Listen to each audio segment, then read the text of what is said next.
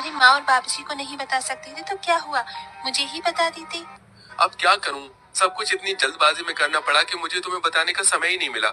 चलो कोई बात नहीं, शादी मैंने ऐसे ही कर ली, लेकिन मैं रिसेप्शन पार्टी बहुत अच्छे से करूंगा। उसमें तुम अपने सारे अरमान निकाल लेना मेरी प्यारी बहना। हाँ हाँ क्यों नहीं, आखिर मेरी भाभी आई है, इकलौते भाई की इकलौती भाभी। हिमांशी का व्यवहार देखकर और उसका पहनावा देखकर सलोनी अपने मन ही मन सोच रही थी, मेरी ननद तो बहुत खूबसूरत, सुंदर और गोरी है। काश कि मैं भी इतनी गोरी और सुंदर होती तो अच्छा होता, लेकिन मैं अपनी ननद की जैसी नहीं हूँ, मेरा रंग सांवला है। सलोनी अपने मन में ऐसा सोचकर अपना मुंह लटका लेती है। कुछ देर बाद हिमांशी सलोनी को अपने भाई के कमरे में लेकर आती है। भाभी जी, आपको अगर किसी भी चीज की जरूरत हो तो मुझे बता देना, मैं यहीं पर हूँ, आवाज लगा देना, मैं आ जाऊंगी और आपकी मदद करवा दूंगी। अभी तो मुझे किसी भी चीज की जरूरत नहीं है ननन जी, लेकिन अगर किसी चीज की जरूरत होगी तो मैं आपको तुरंत बुला लूंगी। आप चिंता मत करो, आपके अलावा इस घर में मेरा है भी कौन जो मुझे समझ सके। एक भाभी के लिए एक ननन बहुत मायने रखती है, आप तो इस चीज को समझती हो ना। हाँ हाँ क्यों नहीं मेरी प्यारी भाभी, बिल्कुल समझती हूँ, आप चिंता मत करो, मेरे रहते इस घर में आपको कभी किसी चीज की परेशानी होगी ही नहीं। ऐसा बोलने के बाद हिमांशी अपने भाई के कमरे से बाहर आ जाती है। थोड़ी ही देर बाद हिमांशी अपने कमरे में जाती है और एक नया सा सूट पहनकर अपनी भाभी के कमरे में आती है। अरे भाभी, अभी तक आप तैयार नहीं हुई हो, रुको मैं आपको तैयार कर देती हूँ। हिमांशी अपनी भाभी सलोनी को तैयार करने लगती है। तभी सलोनी देखती है कि हिमांशी ने बहुत सुंदर और प्यारा सूट पहना होता है। वो शीशे में अपनी ननद को देखते हुए कहती है, क्या बात है ननद जी, तुम्हारा ये सूट कितना प्यारा लग रहा है, तुम्हारे गोरे रंग पर खिल रहा है। मेरा रंग काला है ना, तो मेरे ऊपर ऐसे कपड़े अच्छे नहीं लगते। मैंने कई बार ऐसे कपड़े देखे हैं, लेकिन मेरा रंग और बेकार लगने लगता है। अरे भाभी कैसी बात कर रही हो आप, ये तो बहुत प्यारा कलर है और ये कलर भी मीडियम है, इसे गाजरी कलर बोलते हैं।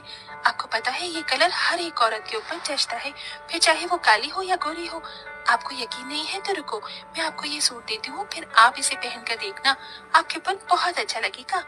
हिमांशी अपने कमरे में जाती है और दूसरा सूट पहनकर जो उसने पहना होता है उसे उतार के अपनी भाभी के पास ले आती है। भाभी ये लो सूट। अरे ननद जी, आपको ये सूट मुझे देने की क्या जरूरत थी, रहने दीजिए। अरे क्या हुआ भाभी, आप मेरी भाभी हो, मैं इतना नहीं कर सकती, चलो इसे पहनकर दिखाओ। हिमांशी के ऐसा कहने के बाद सलोनी हिमांशी की बात मान लेती है और सूट पहनकर अपनी ननद को दिखाती है। देखो ननद जी कैसा लग रहा है, पहले तो मुझे लग रहा था कि मेरे रंग के ऊपर ये अच्छा नहीं लगेगा, लेकिन मेरे सांवले रंग के ऊपर ये मुझे बहुत अच्छा लग रहा है। हाँ हाँ क्यों नहीं भाभी, आपके ऊपर ये रंग बहुत अच्छा लग रहा है। कलर कुछ नहीं होता भाभी, पहनने का तरीका होना चाहिए। आपके ऊपर ये सच में बहुत अच्छा लग रहा है, आज से आप इसे अपने पास ही रख लो। हिमांशी ऐसा कहकर अपनी भाभी को तैयार करने के बाद मुंह दिखाई के लिए लेकर आती है, जहाँ सब बहुत अच्छे से उसकी मुंह दिखाई की रस्म करते हैं और सभी उसे शगुन देते हैं। साथ में हिमांशी भी एक प्यारा सा तोहफा अपनी भाभी को देती है। भाभी, मैं आपके लिए ये इतना प्यारा सा तोहफा लेकर आई हूँ, इसे हमेशा अपने पास ही रखना। आप तो बहुत अच्छी हो ननद जी, आपका बहुत बहुत शुक्रिया। इस तरह हिमांशी अपनी नई भाभी के आने पर बहुत खुश होती है, लेकिन सलोनी बहुत ही चालाक होती है। उसे जो भी चीज हिमांशी की अच्छी लगती है वो उससे लेने के चक्कर में उसके सामने ऐसा दिखावा करती है जैसे उसके रंग की वजह से उसके ऊपर कुछ भी अच्छा लगता ही नहीं। एक दिन सलोनी अपनी ननद के कमरे में आती है तो वो ननद के ड्रेसिंग टेबल पर बहुत महंगा महंगा मेकअप का सामान देखती है। कितना महंगा महंगा मेकअप का सामान है, मुझे तो बड़ी हैरानी हो रही है, ऐसा सामान तो मैंने कभी देखा ही नहीं जिंदगी में। अरे भाभी आप यहाँ, कुछ काम था क्या आपको? नहीं कुछ काम नहीं था, मैं तो बस ऐसे ही आई थी।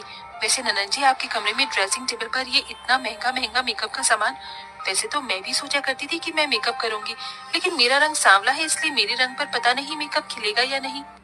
अरे भाभी आप भी ना कैसी बातें करती हो और सोचती हो, ऐसा कुछ नहीं होता, मेकअप हर चेहरे पर अच्छा लगता है, देखो मैं आपको करके दिखाती हूँ।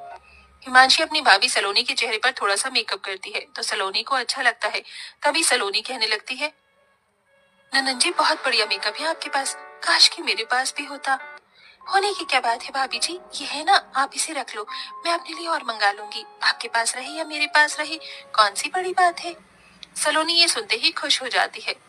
मेरी ननद बहुत अच्छी है, आप सच में बहुत अच्छी हो ननन जी, भगवान ऐसी ननद हर किसी भाभी को दे।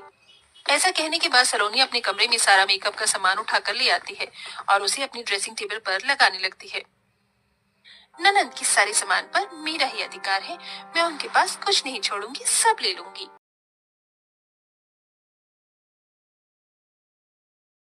कि ना आपको क्या, आप तो प्रैक्टिकल है, आप तो किसी हुस्न परी से शादी करनी है। देवर भाभी की इमोशनल ड्रामे का शिकार हो जाता है और मान जाता है शादी के लिए।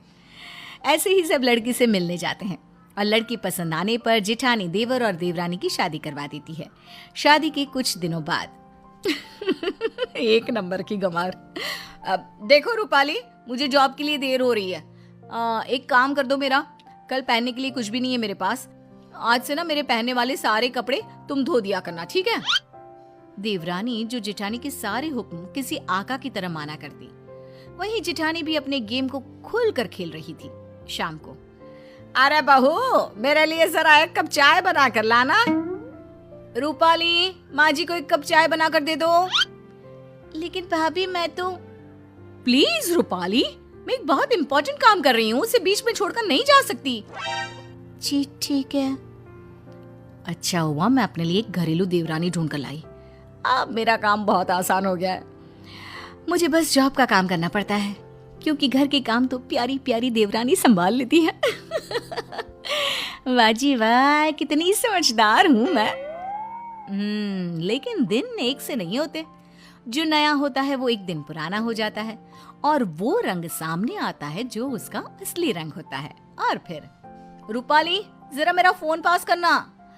और वो फोन में चार्जिंग नहीं होगा, मेरे बैग में चार्जर रख देना। और हाँ, बस जितने दिन की ऐश थी जेठानी साहिबा की, वो खत्म और देवरानी का असली चेहरा बाहर। क्यों दीदी, आप क्या कर रही हो? बैठी ही तो हो। और दीदी, ये छोटे मोटे काम ना खुद कर लिया करो, वैसे भी ऑफिस में भी तो काम करती होगी ना, हैं? हाय रे, ये क्या, सत्ता तो अभी तो बनी थी, आक्रमण हो गया और पूरा ख्वाबों का किला धुस। ओए सुन, ज्यादा बोलने की जरूरत नहीं है, गंवार कहीं की। मैं ना होती तो किसी गांव के घर में चूल्हा फूंक रही होती। ओए होए, ये मुंह और मुख की दाल, मैं कहाँ बैठी होती ये आपको ज्यादा पता है। मेरी सुंदरता और गुणों की चर्चा 7 समंदर पार तक थी, तो मैं कहाँ होती ना, इसकी चिंता तो आप छोड़ ही दीजिए। अगले दिन, अरे माँ, ये देवरानी साहिबा कहाँ है? उठी नहीं है क्या अभी तक? अरे वो है कहाँ, वो तो सुबह के बस से ही गांव चली गई। और हाँ, वो बात कर ही रही थी कि सामने से जेठानी का फोन आ जाता है।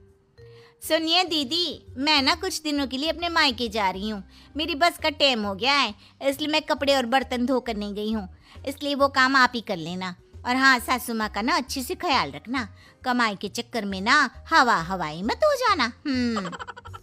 हाय रे, जेठानी के पैरों तले जमीन खिसक जाती है। क्यों नहीं करके गई हो? और माँ जी ने हाँ बोला था क्या जाने के लिए? और तुम्हें मुझसे पूछना चाहिए था कि जाऊं या नहीं। माना भाभी, बहुत गर्मी है, लेकिन ये क्या कि आप अपना मानसिक संतुलन ही छोड़ देती हैं। अरे बकवास करने की भी हद होती है भाभी। अच्छा, तो तुम वापस आओ, काम पूरा करो और फिर जहां जाना है जाओ। सास सब सुन रही थी। वो समझ जाती है कि जेठानी ने किस मकसद से देवरानी की शादी इस घर में करवाई है। फिर एक रोज जब देवरानी वापस आती है तो, माँ जी, मेरे ना होने पर लग रहा है कि नाश्ता खाना आपने सब छोड़ दिया था, कैसी पतली हो गई है इतने दिनों में। अरे कौन देगा मुझे खाना, वो तो नौकरी करती है, तू भी किसके भरोसे छोड़कर चली गई मुझे। अरे क्या करती माँ जी, माँ की तबीयत खराब थी ना तो गई थी, वरना नहीं जाती। वैसे भी ना माँ जी, भाभी को भी अब थोड़ा काम करना चाहिए, हम कौन सा उनके पैसे रखते हैं, अरे घर उनका भी तो है ना। ये बोलकर गांव से सफर करके जो लड़की आई, वो तुरंत सास को खाना देने के लिए किचन में घुस गई। तभी जेठानी, अरे आ गई हो तो चाय भी बना दो, और हाँ, खाना थोड़ा जल्दी कर दो, मैं पैक करके भी ले जाऊंगी। सास को गुस्सा आता है, देख बड़ी बहू, तुम दोनों ही मेरी बहुएं हो, छोटी ही काम करती रहे ये ठीक नहीं। अरे तो मैं क्या करूं, मैं कमाती हूँ, मैं घर का काम नहीं कर सकती, ये इस गंवार से करवाओ, वैसे भी घर के काम तो छोटे लोग ही करते हैं। तभी देवरानी आ जाती है। माँ जी, आप ना परेशान ना हो, मैंने शाम के खाने के लिए एक छुट्टी लोग जैसी नौकरानी रख ली है। सुबह का मैं बनाऊंगी और रात का या तो भाभी या तो वो नौकरानी, और नौकरानी के पैसे तो भाभी समूह लेकर रह गई। कोई चिट्ठी आई है, माँ जी तुमसे पढ़वाना चाहती है, बस इसलिए बुला रही हैं। मुंह टेढ़ा करके तनुजा मंजरी का मजाक बनाती हुई कहती है, अनपढ़ कहीं की। तनुजा का ऐसा बर्ताव देखकर बड़ी बहू बहुत दुखी होती है। तनुजा को अपनी पढ़ाई का घमंड इतना हो गया कि अब वो घर के कोई काम नहीं करती और अपनी जिठानी का मजाक बनाती रहती। तनुजा का ये बर्ताव अब उसकी सास को भी नजर आने लगा था। एक दिन शांति ने अपनी बड़ी बहू से कहा, मंजरी, तनुजा हर समय तुम्हारा मजाक उड़ाती है, तुम्हें गुस्सा नहीं आता क्या? आता तो है माँ जी, लेकिन मैं क्या करूं? जब भी उसे कुछ बोलती हूँ वो और भी जली कटी बातें मुझे सुनाकर चली जाती है। मैं उसे अपनी छोटी बहन की तरह प्यार करती हूँ, लेकिन उसके दिल में मेरे लिए कोई इज्जत नहीं। बहू, तूने वो कहावत सुनी है, जुल्म करने वाले से ज्यादा जुल्म सहने वाला अपराधी होता है। मंजरी अपनी सास का इशारा समझ जाती है। वो अपनी देवरानी को सबक सिखाने की ठान लेती है और एक दिन शांति अपनी दोनों बहुओं के साथ बैठी थी तो शांति अपनी बड़ी बहू से पूछती है, अरे बहू, शाम होने को है, कुछ सोचा है क्या बनेगा खाने में? माँ जी, मेरे तो सर में बहुत दर्द है आज। मेरी प्यारी देवरानी ही कुछ अंग्रेजी खाना बनाकर खिलाएगी। सुना है पढ़े लिखे लोग अंग्रेजी खाना बहुत अच्छा बनाते हैं, क्यों तनुजा? इतना कहकर मंजरी अपनी सास की ओर देखकर मुस्कुरा दी। तनुजा अपनी तारीफ सुनकर बहुत खुश हो गई। इतने में शांति कहती है, यह तो सच बात है छोटी बहू, ये तो मैंने भी सुना है। हम भी पक गए हैं बड़ी बहू के हाथ का खाना खा खा कर। तनुजा, तुम्हारी माँ भी तो तुम्हारे खाने की बहुत तारीफ करती हैं। आज हमें भी खिला दो कुछ अच्छा सा बनाकर। शांति की बात सुनकर छोटी बहू और आसमान पर चढ़ गई, पर उसे ये कहाँ पता था कि उसकी सास और जेठानी उसे सबक सिखाना चाहती हैं। तनुजा अपनी तारीफ सुनकर खुश तो बहुत होती है, पर सोचने लगती है, मुझे तो कैसा भी खाना बनाना नहीं आता। अब मैं क्या करूंगी? अगर मैंने इनको सच बता दिया तो मेरी सारी इज्जत मिट्टी में मिल जाएगी। अरे छोटी बहू, क्या सोच रही हो? खिलाओगी ना अपने हाथ का अंग्रेजी खाना? छोटी बहू हाँ में सर हिला देती है। अचानक से उसके दिमाग में एक आइडिया आता है, मैं इंटरनेट से देखकर कुछ बना लेती हूँ, मेरी वाहवाही पूरे घर में हो जाएगी। मुझे कौन सा रोज रोज बनाना है। माँ जी, आज आप सबको ऐसा खाना खिलाऊंगी कि। इतने में शांति छोटी बहू की टांग खींचते हुए कहती है कि पता नहीं कैसा खाना खिलाओगी। ए ऊपर वाले, हमारी रक्षा करना। इतना बोलकर शांति और मंजरी दोनों जोर जोर से हंसने लगते हैं। अब तनुजा रसोई घर में चली जाती है और खाने की तैयारी करने लगती है, पर उसे रसोई घर की चीज़ों के बारे में तो कुछ नहीं पता। जैसे तैसे सारी चीज़ें निकालती है और इंटरनेट पर देखकर खाना बनाती है। कुछ ही देर में सब लोग घर आ जाते हैं। अरे सुनते हो, आज का खाना हमारी छोटी बहू बना रही है। अरे वाह, आज तो फिर कुछ अंग्रेजी खाना खाने को मिलेगा। कुछ ही देर में खाना बन जाता है तो छोटी बहू सबका खाना लगा देती है। इतने में बड़ी बहू कहती है, क्या बात है देवरानी जी, आज तो बहुत अच्छी खुशबू आ रही है। ये बात तो सही कही बड़ी बहू तूने, खुशबू तो अच्छी है। ऐसी खुशबू तो मेरे खाने में भी नहीं आती। सब मिलकर छोटी बहू की बहुत तारीफ करते हैं और छोटी बहू 7वें आसमान पर बैठ जाती है। अब सभी खाना खाते हैं। जल्दी जल्दी दो, अब तो मुंह में पानी आ रहा है। हाँ, मुझसे भी नहीं रुका जा रहा। जैसे ही सोहन एक निवाला खाता है तो उसकी आंखों से पानी आने लगता है। ये देखकर शांति सोहन से पूछती है, क्या हुआ जी, खाना इतना अच्छा बना है कि आंखों से पानी आ गया? सोहन चुप रहता है और धीरे धीरे से खाना शुरू कर देता है। इतने में सोहन छोटी बहू से कहता है, बेटी तुम भी तो खाओ, तुम क्यों रुकी हो? खाना सच में बहुत अच्छा है। ये कहकर सोहन जोर से हंस देता है। फिर सब खाना खाने लगते हैं, लेकिन खाने में नमक और मिर्च तेज हो गई थी। तनुजा से कोई कुछ नहीं बोलता, बल्कि उसे भी खाने को कहते हैं। जैसे ही छोटी बहू खाना खाती है वो पानी पानी कहकर चिल्लाती है, पानी, इसमें तो पानी। ये खाना तो सच में इतना अच्छा बना है कि हमारे साथ साथ देवरानी जी भी इसके स्वाद को कभी नहीं भूल पाएंगी। सही कहा बहू।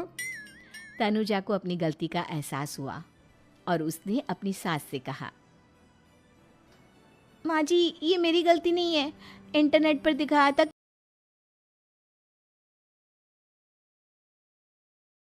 दूसरी सुबह जमींदार, मुनीम और 2 आदमी जिनके हाथ में लाठी थी, चारों लोग रामू के घर की ओर चलते हैं। जैसे ही रामू के घर के पास पहुंचते हैं तो जमींदार और दोनों लोग थोड़ी दूर रुक जाते हैं। अरे रामू भैया, बाहर निकलो, मैं पास ही के गांव से आया हूँ। जरूर जमींदार होगा, मैं आज गेट खोलूंगा ही नहीं। मैं तुम्हारी ससुराल से आया हूँ। तुम्हारे ससुर साहब ने तुम्हारे लिए कुछ रुपए और कुछ आभूषण भेजे हैं, क्योंकि बुढ़ापे की वजह से उनसे यहाँ तक आने की नहीं बन पा रही थी, इस वजह से उन्होंने मुझे भेजा है। इतना सुन रामू के मन में लालच आ जाता है और वे फटाक से गेट खोल देता है। कहाँ है पैसे और धन? क्या तुम्हारा ही नाम रामू है?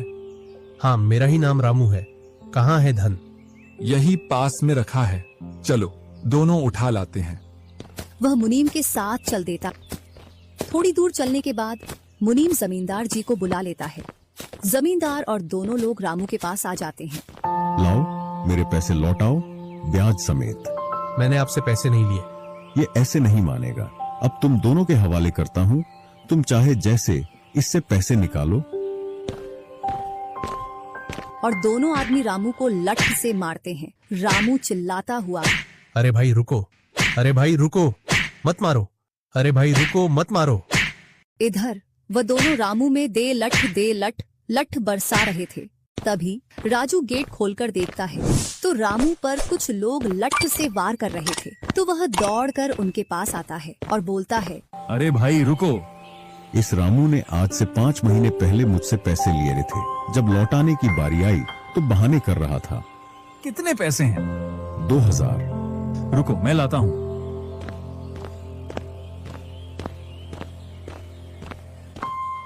राजू रुपए लाकर जमींदार को देता है और जमींदार और उसके साथी वहां से चले जाते हैं। इधर रामू भी अपने घर में चला जाता है और राजू भी। कुछ दिनों बाद दोनों भाई अपना अपना खेत खोदने के लिए खेतों पर पहुंच जाते हैं। इधर खेत खोदते खोदते राजू दौड़ते हुए रामू के पास आता है और बोलता है, देखो मुझे खेत में क्या मिला है। राजू के हाथ में हीरा देखकर रामू के मन में लालच आ जाता है और वह मन ही मन सोचता है, इसके खेत में तो और भी हीरा हो सकते हैं। क्यों ना मैं इसको मेरा वाला खेत दे दूं और इसका खेत में रख लूं, जिससे मेरे पास भी बहुत सारे हीरे हो जाएंगे। मैं क्या बोल रहा था, क्यों ना तू मेरे वाले खेत पर फसल कर ले और मैं तेरे वाले पर। इतने दिनों से तू कम जगह पर कर रहा था। और रामू राजू वाले हिस्से को खोदने लग जाता है।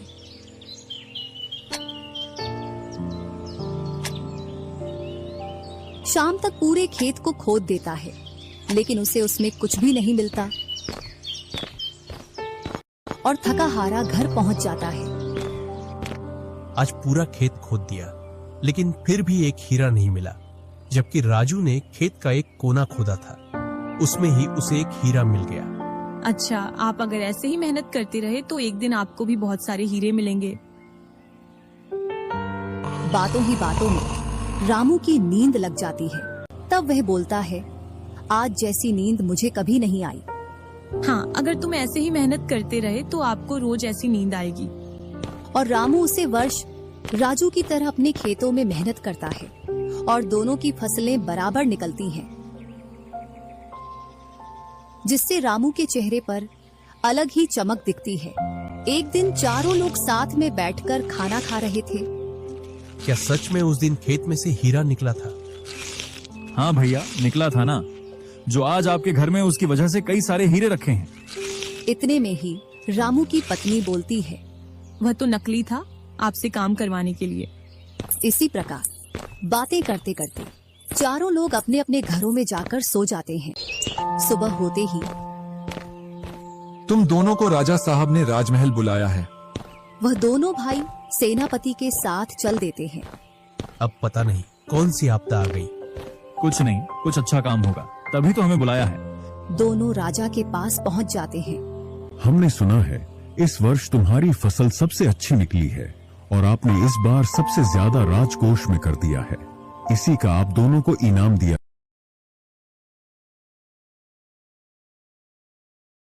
बैठ जाते हैं। लेकिन अगले दिन सास ने दोनों बहुओं को सबक सिखाने का फैसला किया। अगली शाम रसोई से बर्तन धोने की आवाज आती है। दीदी, अभी तो हम रसोई में गए भी नहीं, फिर ये बर्तन धोने की आवाज कहाँ से आ रही है? चलो देखते हैं। दोनों अंदर जाकर देखती हैं तो अनुज बर्तन मांज रहा होता है, रोहन धो रहा होता है और बूढ़ी सास पार्वती खाना बनाने लगती है। ये देख उन दोनों को बड़ी शर्मिंदगी होती है। ये आप सब क्या कर रहे हैं? बहू, अब तुम दोनों से तो ना बर्तन धुलते हैं ना खाना बनता है, तो हमने सोचा हम खुद ही ये काम कर लेते हैं ताकि हमें रात की रसोई खाना तो नसीब हो। तुम दोनों जाओ और आराम करो। नहीं माँ जी, हमें माफ कर दीजिए, हमारी रहते आपको ये सब काम करना पड़ रहा है। हाँ माँ जी, हमसे भूल हो गई, हमें अपनी गलती का एहसास हो चुका है। अब से आपको कभी शिकायत का मौका नहीं देंगे। हमारे रहते हमारे पतियों को जूठे बर्तन और माँ जी आपको खाना बनाना पड़ रहा है। नहीं नहीं नहीं, आप सब बाहर जाइए, हम 1 घंटे में खाना बनाकर लाते हैं। अच्छा ठीक है, तुम कहती हो तो रहने देते हैं। चलो बेटा। माँ और बेटे बाहर आकर खूब हंसते हैं और एक दूसरे को आंख मारकर कहते हैं, मिशन सक्सेसफुल।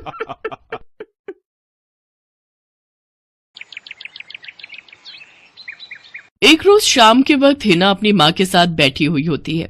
तभी वो अपने फोन में अपनी माँ को एक लड़की की फोटो दिखाते हुए कहती है, माँ ये देखो, ये लड़की कितनी मॉडर्न एंड टॉल है, ये मेरे भैया के साथ एकदम फिट बैठेगी।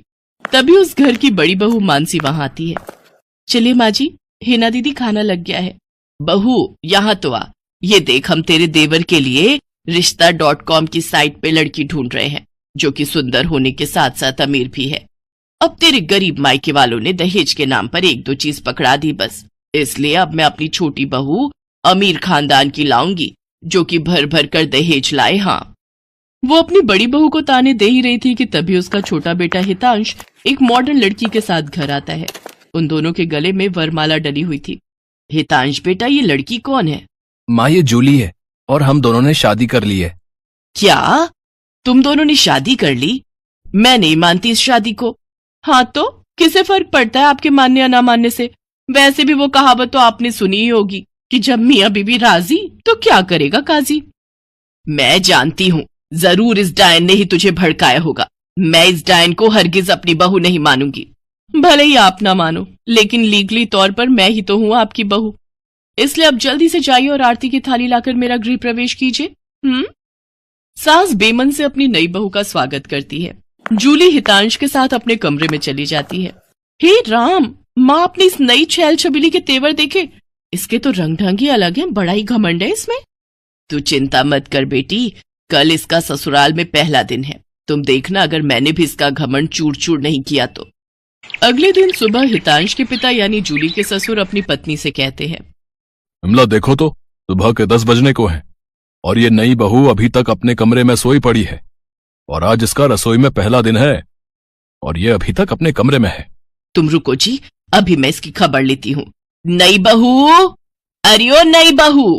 कुछ देर बाद जूली वहां आती है। क्या बात है मम्मी जी, क्यों सुबह सुबह इस घर को मच्छी बाजार बनाकर रखा है? छोटी बहू, ये क्या तरीका है अपनी सास से बात करने का? हितांश, हितांश जरा बाहर आना तो। अब क्या हुआ जूली डार्लिंग? तुम चुपचाप से अपने बाप को समझा लो कि वो मुझसे तमीज में रहकर बात किया करे। पिताजी, आपने सुना जूली ने क्या कहा? नालायक, इस दिन के लिए पैदा किया है क्या तुझे कि तू अपनी बीवी का जोरू का गुलाम बन जाए? बस आपसे ही सीखा है पिताजी। जूली की सास खाने की लिस्ट नई बहू के हाथ में देती है और कहती है, ये ले, ये तेरी पहली रसोई की लिस्ट है। आज तुझे ये सब खाना हम सबके लिए बनाना है और हाँ, उसके बाद किचन की साफ सफाई भी कर देना। सासू माँ, ना तो मैं खाना बनाऊंगी और ना ही सफाई करूंगी। बहू आई है घर में, कोई काम वाली बाई नहीं जो उसे आते ही काम बता दे। भले ही ससुराल में मेरा पहला दिन हो, लेकिन इस पहले दिन से अब आप लोगों की जिंदगी बदलने वाली है। तो मेरी प्यारी ननद जी, पहले तो आप इस घर की साफ सफाई करोगी और सासू माँ आप बनाएंगी खाना, और वो भी मेरी पसंद का। मैं ये सब नहीं करूंगी, समझी? देवरानी जी, ये सब क्या कह रही हैं आप? हम इस घर की बहू हैं और ससुराल वालों का ख्याल रखना हमारा फर्ज है। जेठानी जी, इन जैसे फर्जी लोगों के लिए काहे का फर्ज? इनके साथ तो यही होना चाहिए। बड़ी जुबान चलती है तेरी, मैं तो तुझे छत से धक्का ही दे दूंगी, फिर तू भूतनी बनकर भटकती रहना। और ये हो गई आपकी कही बातों की सारी रिकॉर्डिंग। अब अगर सासू माँ आप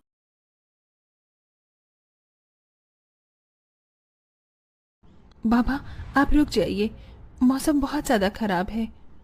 मुझे तो समझ नहीं आ रहा, ये दिन पर दिन मौसम खराब होता जा रहा है। अगर ऐसे ही चलता रहा तो मजदूरी नहीं कर पाऊंगा और घर में खाने को एक दाना तक नहीं आ पाएगा। तभी बहुत तेज आंधी तूफान चलता है। अरे देखो, जरा देखो कितनी तेज तूफान चल रहा है। अरे महेश बेटा, तू झोपड़ी के ऊपर तिरपाल तो लगा कर आया था ना? हाँ बाबा, लगा दी थी तिरपाल। और उसके ऊपर तूने ईंटें रखी थी या नहीं? बाबा, ईंट रखना तो मैं भूल गया। महेश के इतना कहते ही झोपड़ी के अंदर बारिश की वजह से पानी टपकना शुरू हो जाता है। हे भगवान महेश, तूने ये क्या किया? तुझे मैंने कहा था बारिश और तूफान तेज है, तुझे ईंटें रख देनी चाहिए थी। मुझे लग रहा है कि तिरपाल उड़ गई। चल चल मेरे साथ चल, अब तुझे मेरे साथ भीगते हुए मेहनत करनी होगी, नहीं तो पूरे घर में पानी ही पानी भर जाएगा। देवेश इतना बोल ही रहा था कि घर के अंदर वाकई छत से पानी टपकने लगा। हाँ पिताजी, आप सही कह रहे हो, चलो चलते हैं जल्दी से। दोनों बाप बेटा बारिश में बाहर निकलते हैं और झोपड़ी की छत पर तिरपाल को सही से लगाना शुरू कर देते हैं। अरे बेटा, ईंट को अच्छे से रखना, कहीं ईंट गिर न जाए। ठीक है पिताजी, सही सही रखूंगा। महेश इतना कहकर अच्छे से ईंट से तिरपाल को दबाने लगता है, जिससे छत ढक जाती है और झोपड़ी में पानी टपकना बंद हो जाता है। लेकिन इसी के चलते हुए बेचारे दोनों के दोनों बहुत बुरी तरह भीग जाते हैं। अरे चलो बेटा, बहुत ठंड हो रही है, बाहर घर में चलते हैं। चलो, बरसात में मौसम बिल्कुल ठंडा हो गया है। हाँ पिताजी, आपने बिल्कुल सही कहा, चलिए। जब दोनों बाप बेटा घर के अंदर आ जाते हैं तो मेघा उन्हें सूखा कपड़ा देती है और अपना शरीर पोंछने के लिए कहती है। आप लोग अपना शरीर पोंछ लो और सूखे कपड़े पहन लो, नहीं तो ठंड लग सकती है। मेघा के दिए हुए कपड़े दोनों पहन लेते हैं। तभी बीमार शकुंतला बिस्तर पर पड़ी हुई मेघा से कहती है, अरे बेटी, तूने खाने के लिए कुछ बनाया नहीं? माँ, मैं बारिश के रुकने का इंतजार कर रही हूँ। घर के अंदर खाना कैसे बनाऊंगी? सारे में धुआं ही धुआं हो जाएगा। मेरी दवाई का समय हो गया है और मुझे भूख भी लग रही है। ठीक है माँ, मैं कुछ करती हूँ। मेघा अपने सिर पर एक सफेद कट्टा रखकर बारिश से बचते हुए बाहर से कुछ ईंटें लाकर घर के अंदर ही छोटा सा चूल्हा बना लेती है और उसी पर खाना बनाना शुरू करती है। अरे बेटी, पूरे घर में धुआं ही धुआं हो गया है। पिताजी, खाना बनाना भी तो बहुत जरूरी था।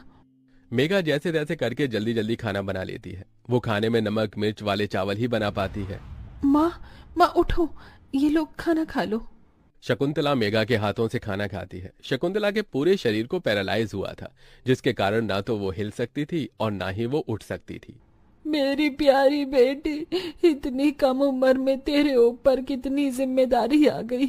हम गरीबों का कुछ नहीं हो सकता है।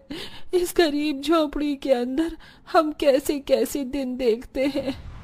कोई बात नहीं माँ, बच्चे समय के अनुसार बड़े होते हैं, लेकिन मैं समय से पहले बड़ी हो गई हूँ। आपको तो खुश होना चाहिए।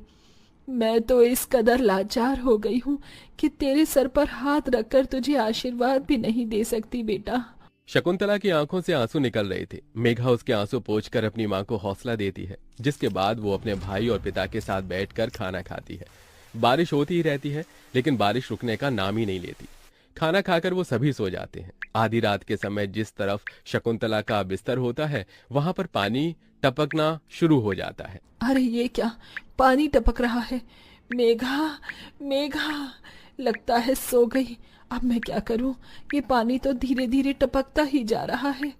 शकुंतला रात भर अपने ऊपर टपकते हुए पानी को ऐसे ही झेलती रहती है, जिसकी वजह से सुबह तक उसके पूरे शरीर में बुखार फैल जाता है। अरे ये क्या माँ, आपको तो बहुत ही बुखार हो गया है। रात भर ये झोपड़ी की छत टपकती ही रही, मैंने तुम्हें उठाने की कोशिश की, लेकिन तुम्हारे तक आवाज नहीं गई। ये सुनकर मेघा को बहुत अफसोस होता है। वो सूखे कपड़ों पर अपनी माँ को सहारा लगाकर लिटा देती है और उनके कपड़े भी बदल देती है। लेकिन तभी अचानक से गांव में बाढ़ आ जाती है। अरे अरे ये क्या हो, यहाँ तो पानी भर रहा है। अरे लगता है गांव में बाढ़ आ गई है। अरे हम लोग क्या करें? अरे बेटा महेश, अरे भाई अपनी माँ को कंधे पर उठा, नहीं तो हम सभी बह जाएंगे। अरे पानी में कोई जुगाड़ करता हूँ बेटा। देवेश फौरन घर के बाहर जाता है। जहाँ वो आसपास देखता है उसे एक रेडी दिखाई देती है। देवेश उसे लेकर आता है, जिस पर शकुंतला को लिटा देता है। अरे चारों तरफ पानी ही पानी हो रहा है, हमें अब यहाँ से जाना होगा, नहीं तो पानी में हम डूब जाएंगे। तभी अचानक से उनकी झोपड़ी पानी में डूबकर बह जाती है। हमारी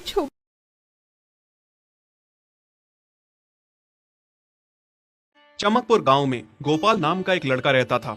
उसकी सौतेली माँ और बाप ने उसे घर से निकाल दिया था। उसकी सौतेली माँ ने सब कुछ अपने और अपने बच्चों के नाम पे कर रखा था और गोपाल को हिस्से के नाम पे 3 गायें दे रखी थी। गोपाल पढ़ा लिखा तो बहुत था, पर नौकरी ना मिलने के कारण उसने सोच लिया था कि वो अब उन तीनों गायें की खूब देख रेख करके उनसे जो दूध मिलेगा उसे बेच के अपना कारोबार चलाएगा। अब मैं बिल्कुल अकेला हो गया हूँ। गौ माता, तुम तीनों के अलावा मेरा अब कोई भी नहीं है। बस मेरा घर चलाने के लिए तुम तीनों को मेरी मदद करनी होगी। तीनों गायें बहुत ही हट्टी कट्टी और जवान थीं और रिश्ते में भी एक दूसरे की बहनें लगती थीं। चंपा, चमेली और मैना। मैना सबसे बड़ी और समझदार गाय थी। चंपा गर्भवती थी और चमेली को अभी अभी बच्चा हुआ था। वो दूध दे रही थी, जिसके दूध को बेच के गोपाल का थोड़ा बहुत घर चल रहा था। पर गोपाल को अब चंपा और मैना पे पूरा भरोसा था कि जब उनका बच्चा हो जाएगा तो वो खूब दूध देने लगेंगी और जिससे उसका कारोबार अच्छे से सेट हो जाएगा। देखा चमेली बहन, हमारे मालिक को कितनी उम्मीदें हैं हम तीनों से। हाँ चंपा, सुना मैंने, मालिक ने हमसे कितनी सारी उम्मीदें लगा रखी हैं। और उम्मीद रखे भी क्यों ना, कितना समय खर्च करते हैं मालिक हम पे और कितनी सेवा करते हैं हमारी, कितना खिलाते पिलाते हैं हमें। और फिर हम मालिक की उम्मीदों पे खरा ना उतरेंगी तो धिक्कार है हमारी जिंदगी पर। सही कह रही हो बहन तुम। चलो हम तो मालिक के लिए कुछ ना कुछ कर ही लेंगे। तुमने बच्चा दे दिया है, दूध भी दे रही हो, मैं भी गर्भवती हूँ। थोड़े दिनों में मैं भी बच्चे को जन्म दे दूंगी, फिर दूध भी देने लगूंगी। लेकिन इस मैना दीदी को देखो, हम दोनों से बड़ी हैं, एक बार भी बच्चा न दे पाई आज तक। क्या इसका फर्ज नहीं बनता मालिक के लिए कुछ? ये तो बड़ी हैं, हमसे ज्यादा इसको मालिक के लिए करना चाहिए था, लेकिन हम छोटी होकर इतना सोच रहे हैं। तुम दोनों ऐसा क्यों कह रही हो? क्या गलत कह रहे हैं हम? सही तो कह रहे हैं। कितने सालों से बांझ पड़ी हो तुम। ऐसा कैसे कह सकती हो तुम? बच्चा देना ना देना मेरे हाथ में थोड़े ना है। मैं भी तो माँ बनना चाहती हूँ ना। मैं भी चाहती हूँ कि दूध दूँ और मालिक को मेरे दूध से कुछ फायदा हो। अरे तुम क्या बच्चा दोगी जो इतने सालों से नहीं दे पाई? तुम ये ख्वाब लेना बंद करो कि तुम बच्चा दोगी और तुम्हारे दूध से मालिक को कोई फायदा होगा। दोनों छोटी बहनें बड़ी बहन मैना की बेबसी का मजाक उड़ाती हैं और उस पे हंसती हैं। इस बात से मैना बहुत दुखी होती है और रोती है कि उसी की बहनें उसको दिलासा देने की बजाय उसे ताने मार रही हैं, उसका मजाक उड़ा रही हैं। फिर एक दिन गोपाल का पड़ोसी उससे कहता है, अरे गोपाल, तुम्हारी 2 गायें तो ठीक है, एक गाय का क्या है? उससे तुम्हें कोई फायदा नहीं है, बेच क्यों नहीं देते उसे? अरे नहीं नहीं भाई साहब, बेचना क्यों उसे? अभी बच्चा नहीं दे रही तो क्या पता कल वो बच्चा दे दे। कोई भी काम जल्दबाजी में नहीं करना चाहिए। अरे नहीं गोपाल, मेरे कहने का ये मतलब था कि तुम्हें अपना कारोबार जल्द खड़ा करने की जरूरत है, क्योंकि तुम्हारे घर वालों ने तुम्हारे साथ जो कुछ भी किया वो बहुत गलत था। अब तुम्हें जो भी करना है अकेले ही करना है। आगे शादी भी तो करनी है तुम्हें, उसके लिए भी खूब पैसा कमाना पड़ेगा। जब तुम्हारी सारी गायें दूध देंगी तभी तो कारोबार अच्छा चलेगा ना। हाँ, बात तो तुम सही कह रहे हो भाई। मेरी मानो तो तुम अपनी गायों को क्रॉस करवा के देख लो, शायद उससे बच्चा हो जाए। हाँ, ये सुझाव तुमने सही दिया, मैं कल ही ऐसा कर लेता हूँ। सुना तुमने मैना बहन मालिक की बातों को? कितना परेशान है मालिक तुम्हारी वजह से, पर तुम्हें तो कोई बात कह ही नहीं सकते। झट से बुरा जो मान जाती हो तुम। मैना ये सब सुन के बहुत दुखी होती है, पर करती भी क्या, उसके हाथ में कुछ नहीं था। गोपाल ने मैना को क्रॉस करवा के भी देखा, पर उसका भी कोई फायदा नहीं हुआ। गोपाल, जो सुझाव मैंने तुम्हें दिया था, क्या वो तुमने आजमाया? हाँ भाई, वो भी करके देख लिया, पर उसका भी कोई असर ना हुआ। ये गाय किसी काम की नहीं है गोपाल, मेरी माना तो इसे बेच दो। मैं सोच रहा हूँ एक बार फिर से क्रॉस करवा के देखता हूँ, शायद कोई बात बन जाए। देख लो, पर मुझे नहीं लगता। देखा, इन लोगों को भी पता चल गया, तुम बच्चा नहीं दे सकती, तुम बांझ ही रहोगी। सही कह रही हो तुम दीदी, इतने जतन करने के बाद भी बच्चा नहीं हो रहा, तो अब क्या होगा? गोपाल मैना को एक बार फिर से क्रॉस करवा लेता है। दोनों बहनें चंपा और चमेली मैना के बांझपन का मजाक उड़ाती हैं और उस पे खूब हंसती हैं। फिर एक दिन मैना चमेली के बच्चे के साथ खेल रही थी कि तभी चंपा देख लेती है। हाँ देख तो चमेली दीदी, ये मैना दीदी तेरे बच्चे के साथ क्या कर रही है? मुझे समझ में नहीं आ रहा, तू इस बांझ के साथ अपने बच्चे को कैसे छोड़ सकती है? जब मेरा बच्चा आ जाएगा मैं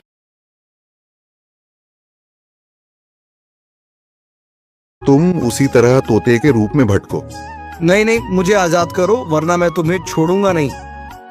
अब तुम मेरा कुछ भी नहीं बिगाड़ सकते। अब तुम जाओ यहाँ से और अब से ऐसे ही घूमो। अब तुम्हें पता चलेगा कि दूसरों को दर्द देने में कैसा महसूस होता है। इसके बाद वह राक्षस वहां से उड़ जाता है। मर्चू और उसकी पत्नी सीता दोनों खुश हो जाते हैं। मर्चू पहले की तरह काम करने लगता है। वह और उसकी पत्नी दोनों खुशी खुशी जिंदगी गुजारने लगते हैं।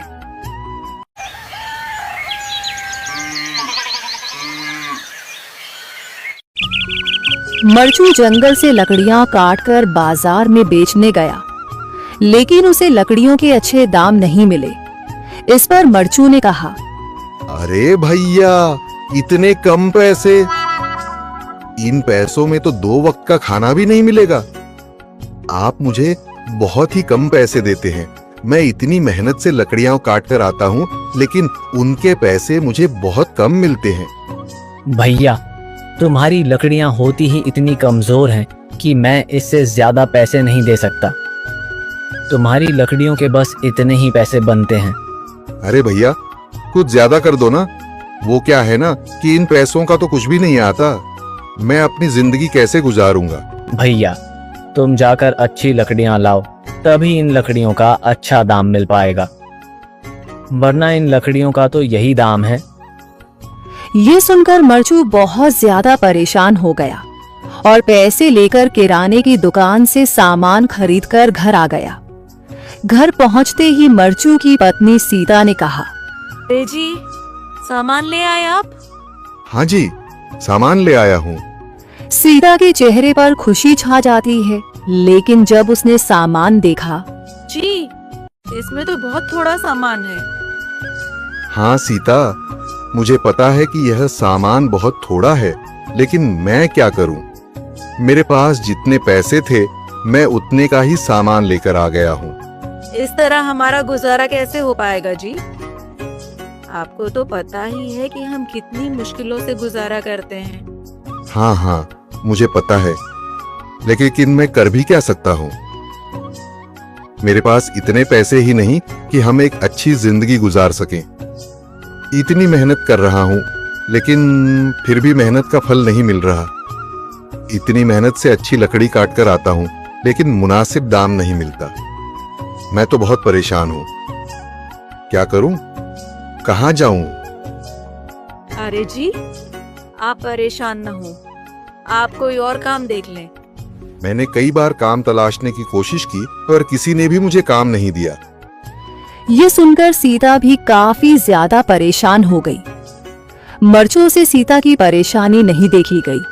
उसने अपनी पत्नी सीता से कहा, मैं फिर से जंगल की ओर जा रहा हूँ। अरे जी, अभी मत जाइए ना, वैसे भी शाम हो रही है। आप कल चले जाइएगा, अभी मत जाइए। ठीक है, अगर तुम रोक रही हो तो मैं नहीं जाता।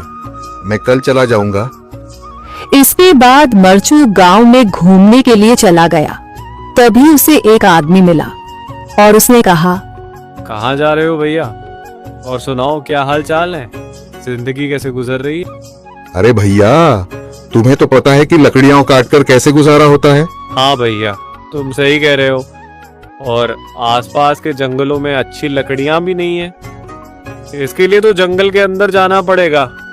पर जंगल के अंदर तो काफी सारे जंगली जानवर होंगे। मुझे बहुत डर लगता है भैया, मैं जंगल में कैसे जाऊंगा? हाँ भैया, जंगली जानवर तो होंगे, लेकिन अच्छी लकड़ियां तो वहीं से ही मिलेंगी।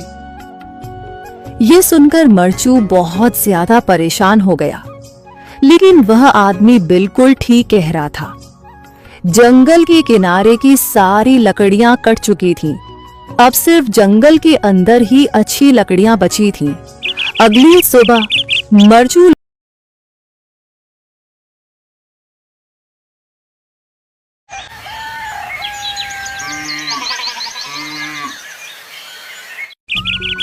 मरचू जंगल से लकड़ियां काटकर बाजार में बेचने गया, लेकिन उसे लकड़ियों के अच्छे दाम नहीं मिले। इस पर मरचू ने कहा, अरे भैया, इतने कम पैसे? इन पैसों में तो 2 वक्त का खाना भी नहीं मिलेगा। आप मुझे बहुत ही कम पैसे देते हैं। मैं इतनी मेहनत से लकड़ियां काट कर आता हूँ, लेकिन उनके पैसे मुझे बहुत कम मिलते हैं। भैया, तुम्हारी लकड़ियां होती ही इतनी कमजोर हैं कि मैं इससे ज्यादा पैसे नहीं दे सकता। तुम्हारी लकड़ियों के बस इतने ही पैसे बनते हैं। अरे भैया, कुछ ज्यादा कर दो ना। वो क्या है ना कि इन पैसों का तो कुछ भी नहीं आता। मैं अपनी जिंदगी कैसे गुजारूंगा? भैया, तुम जाकर अच्छी लकड़ियां लाओ, तभी इन लकड़ियों का अच्छा दाम मिल पाएगा, वरना इन लकड़ियों का तो यही दाम है। ये सुनकर मरचू बहुत ज्यादा परेशान हो गया और पैसे लेकर किराने की दुकान से सामान खरीदकर घर आ गया।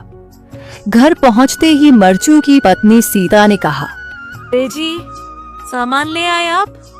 हाँ जी, सामान ले आया हूँ। सीता के चेहरे पर खुशी छा जाती है, लेकिन जब उसने सामान देखा, जी, इसमें तो बहुत थोड़ा सामान है। हाँ सीता, मुझे पता है कि यह सामान बहुत थोड़ा है, लेकिन मैं क्या करूं? मेरे पास जितने पैसे थे, मैं उतने का ही सामान लेकर आ गया हूँ। इस तरह हमारा गुजारा कैसे हो पाएगा जी? आपको तो पता ही है कि हम कितनी मुश्किलों से गुजारा करते हैं। हाँ हाँ, मुझे पता है, लेकिन मैं कर भी क्या सकता हूँ? मेरे पास इतने पैसे ही नहीं कि हम एक अच्छी जिंदगी गुजार सकें। इतनी मेहनत कर रहा हूँ, लेकिन फिर भी मेहनत का फल नहीं मिल रहा। इतनी मेहनत से अच्छी लकड़ी काट कर आता हूँ, लेकिन मुनासिब दाम नहीं मिलता। मैं तो बहुत परेशान हूँ। क्या करूँ? कहाँ जाऊँ? अरे जी, आप परेशान न हो, आप कोई और काम देख लें।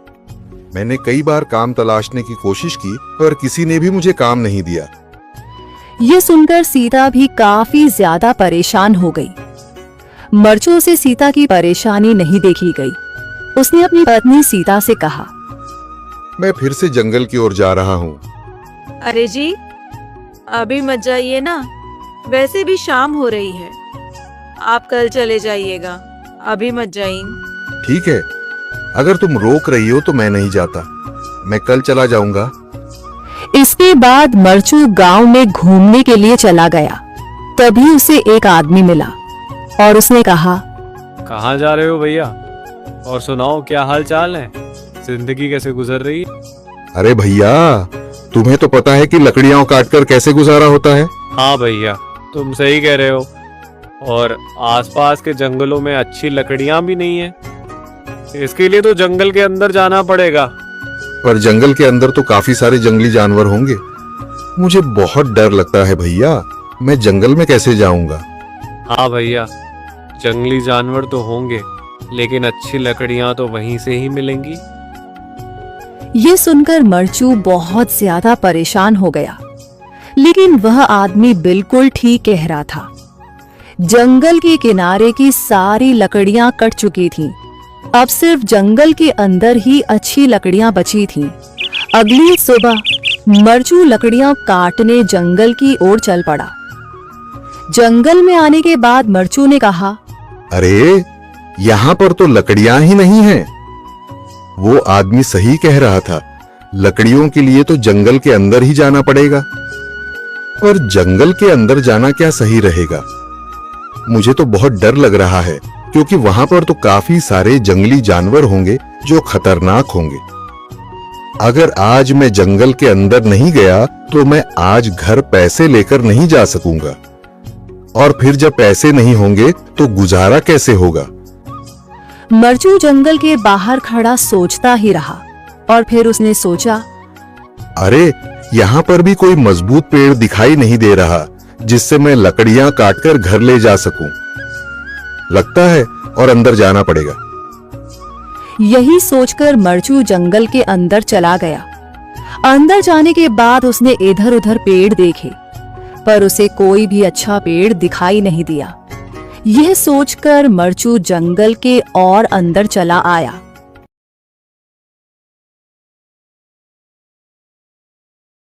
पति, पत्नी और नौकरानी।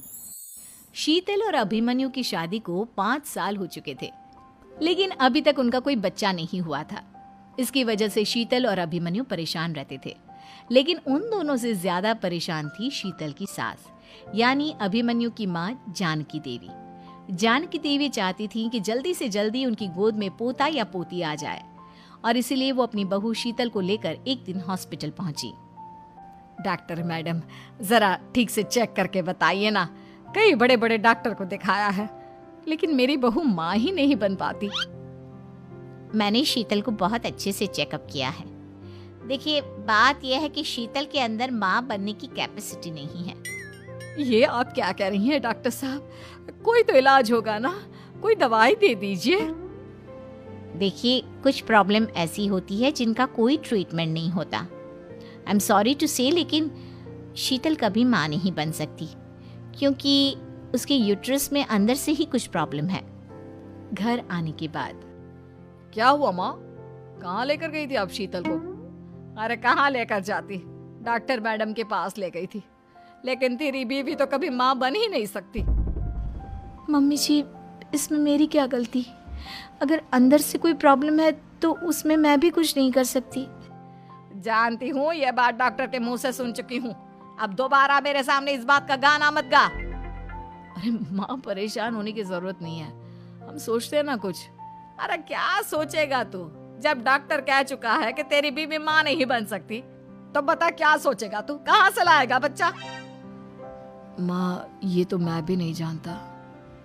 अभिमन्यु, क्यों ना हम अनाथ आश्रम से एक बच्चा गोद ले आए? क्या फर्क पड़ता है बच्चा हमारा हो या गोद लिया हुआ? आई बड़ी बातें बनाने वाली। क्या फर्क पड़ता है? अरे क्यों फर्क नहीं पड़ता? मुझे इस वंश को आगे बढ़ाने के लिए मेरे बेटे का खून चाहिए, किसी दूसरे का नहीं। लेकिन माँ, आप जानती हैं कि ये अब पॉसिबल नहीं है। मैं कुछ नहीं जानती। मैं किसी पराये की औलाद को इस घर में अपना पोता या पोती बन के बढ़ता हुआ नहीं देख सकती। मेरा वंश मेरे बेटे के खून से ही आगे बढ़ेगा। लेकिन मम्मी जी, ऐसा कैसे हो पाएगा?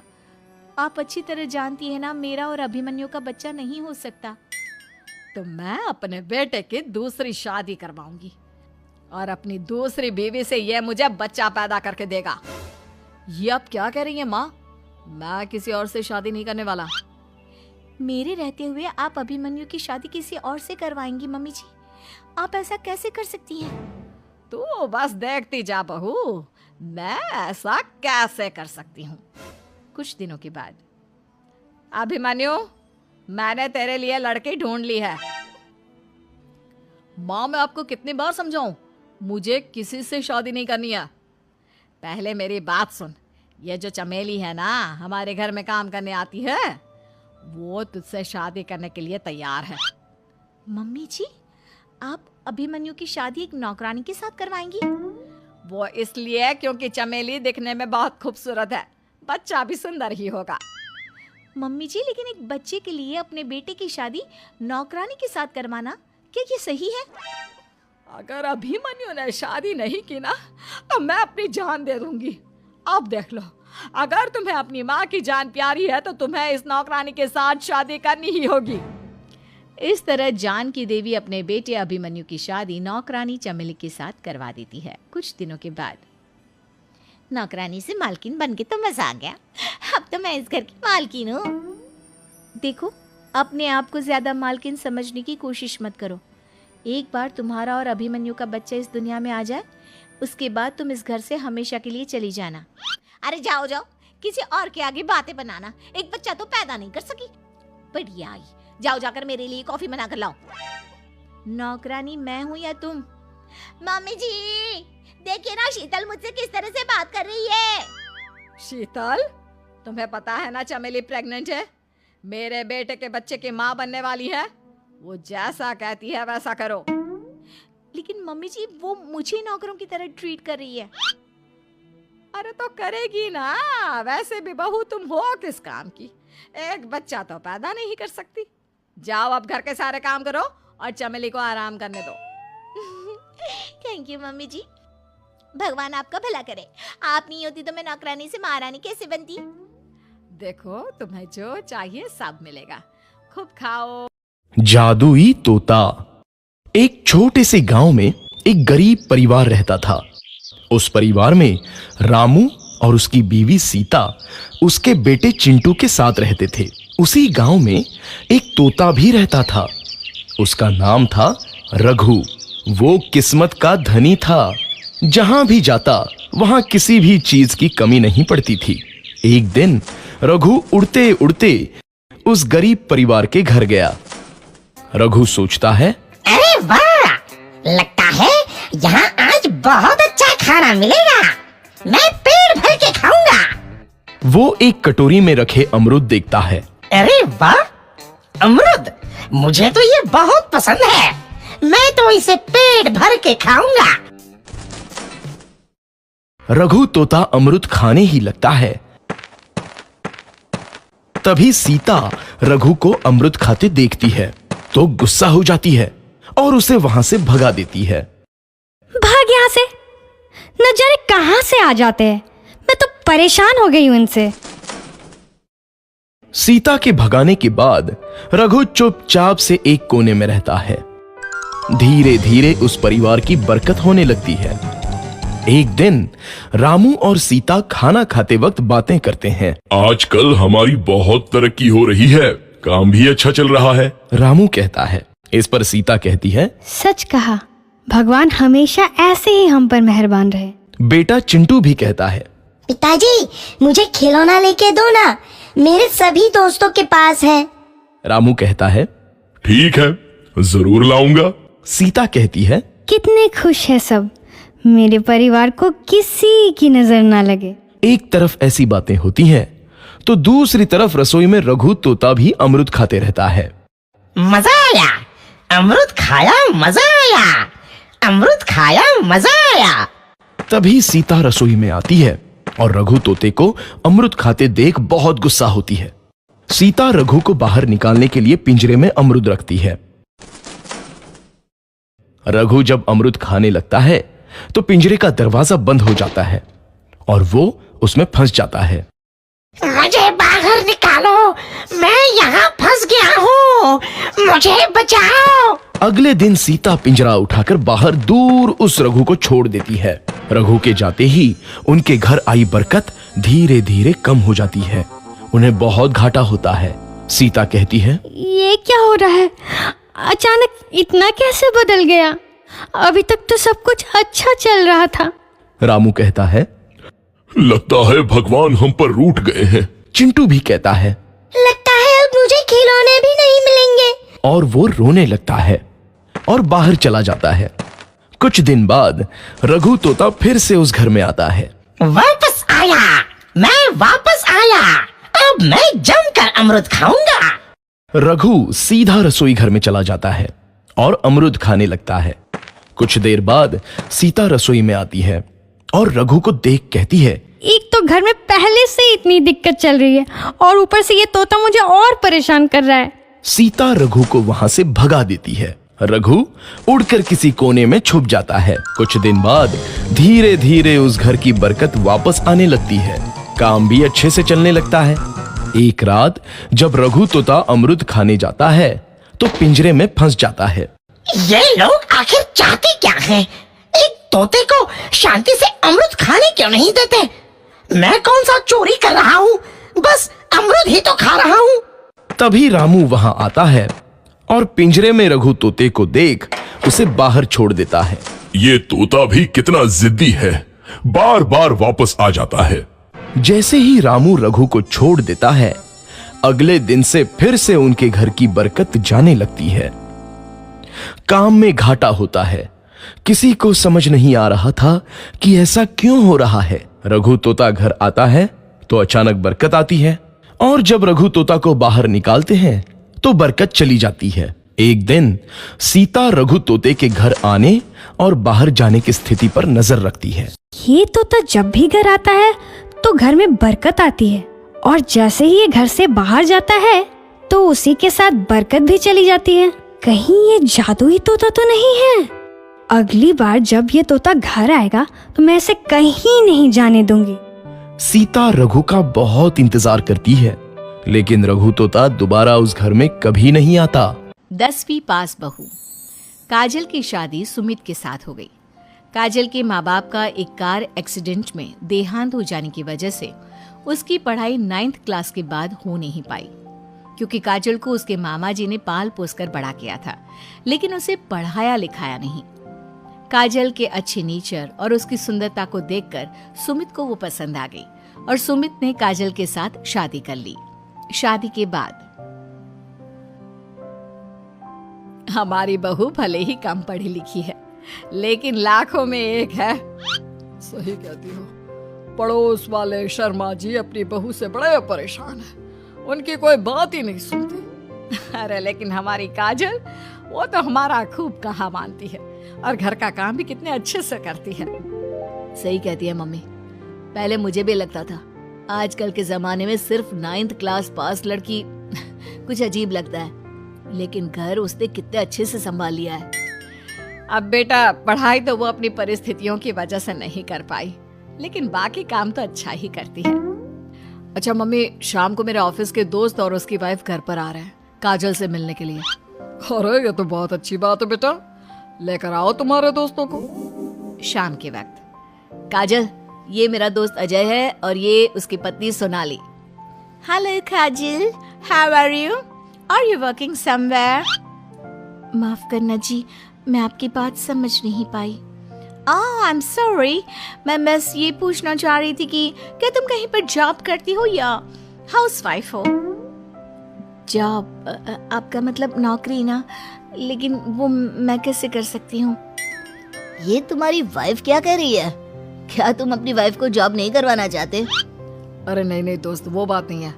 एक्चुअली काजल सिर्फ 9th पास है ना, इसलिए। Oh my God, are you serious?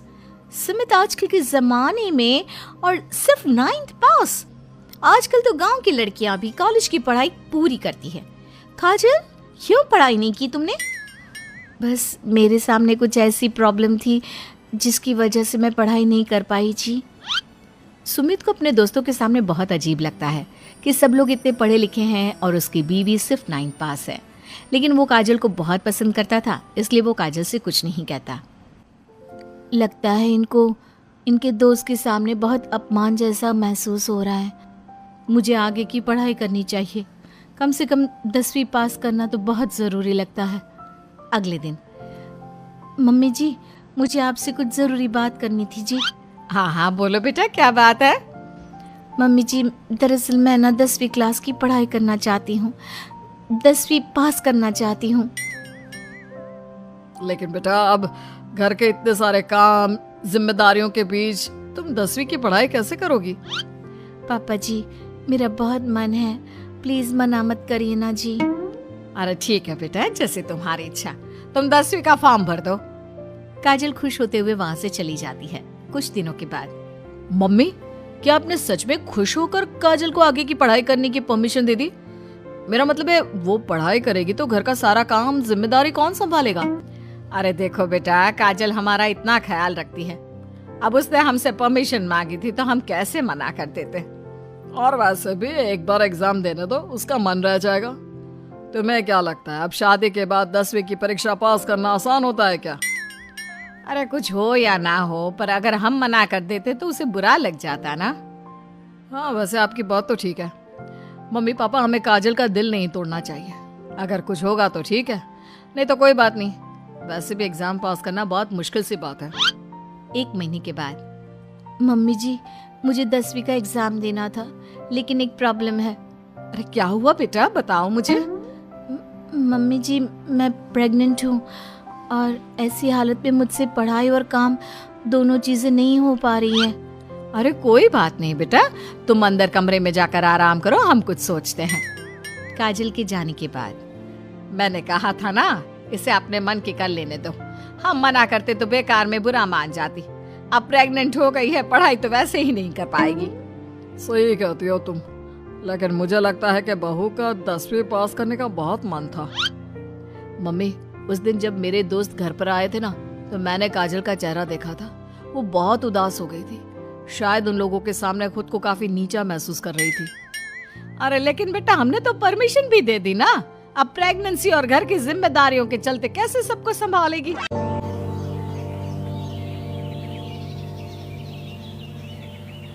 बहुत समय पहले की बात है। माधवपुर नामक गांव में एक गरीब किसान अपनी बूढ़ी अम्मा के साथ रहा करता था। उसके पास एक छोटी सी जमीन थी जो कि बंजर हो चुकी थी।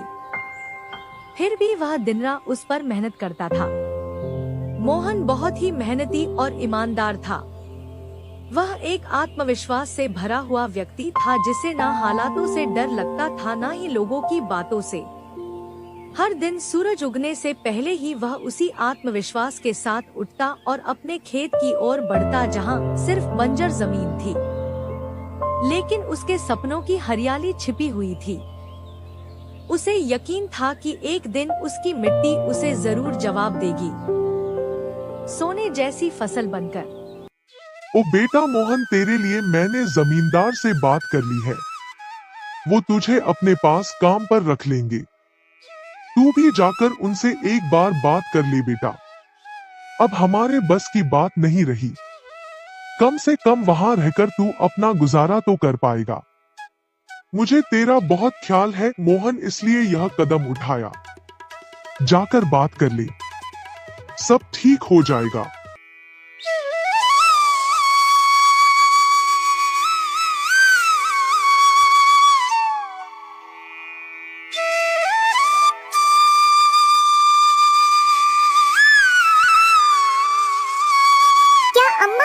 क्यों बात की वहाँ? मैं नहीं जाऊंगा। हमारा खुद का खेत है तो मैं दूसरों के पास क्यों काम करने जाऊं? मैं गरीब सही मगर खुददार हूँ।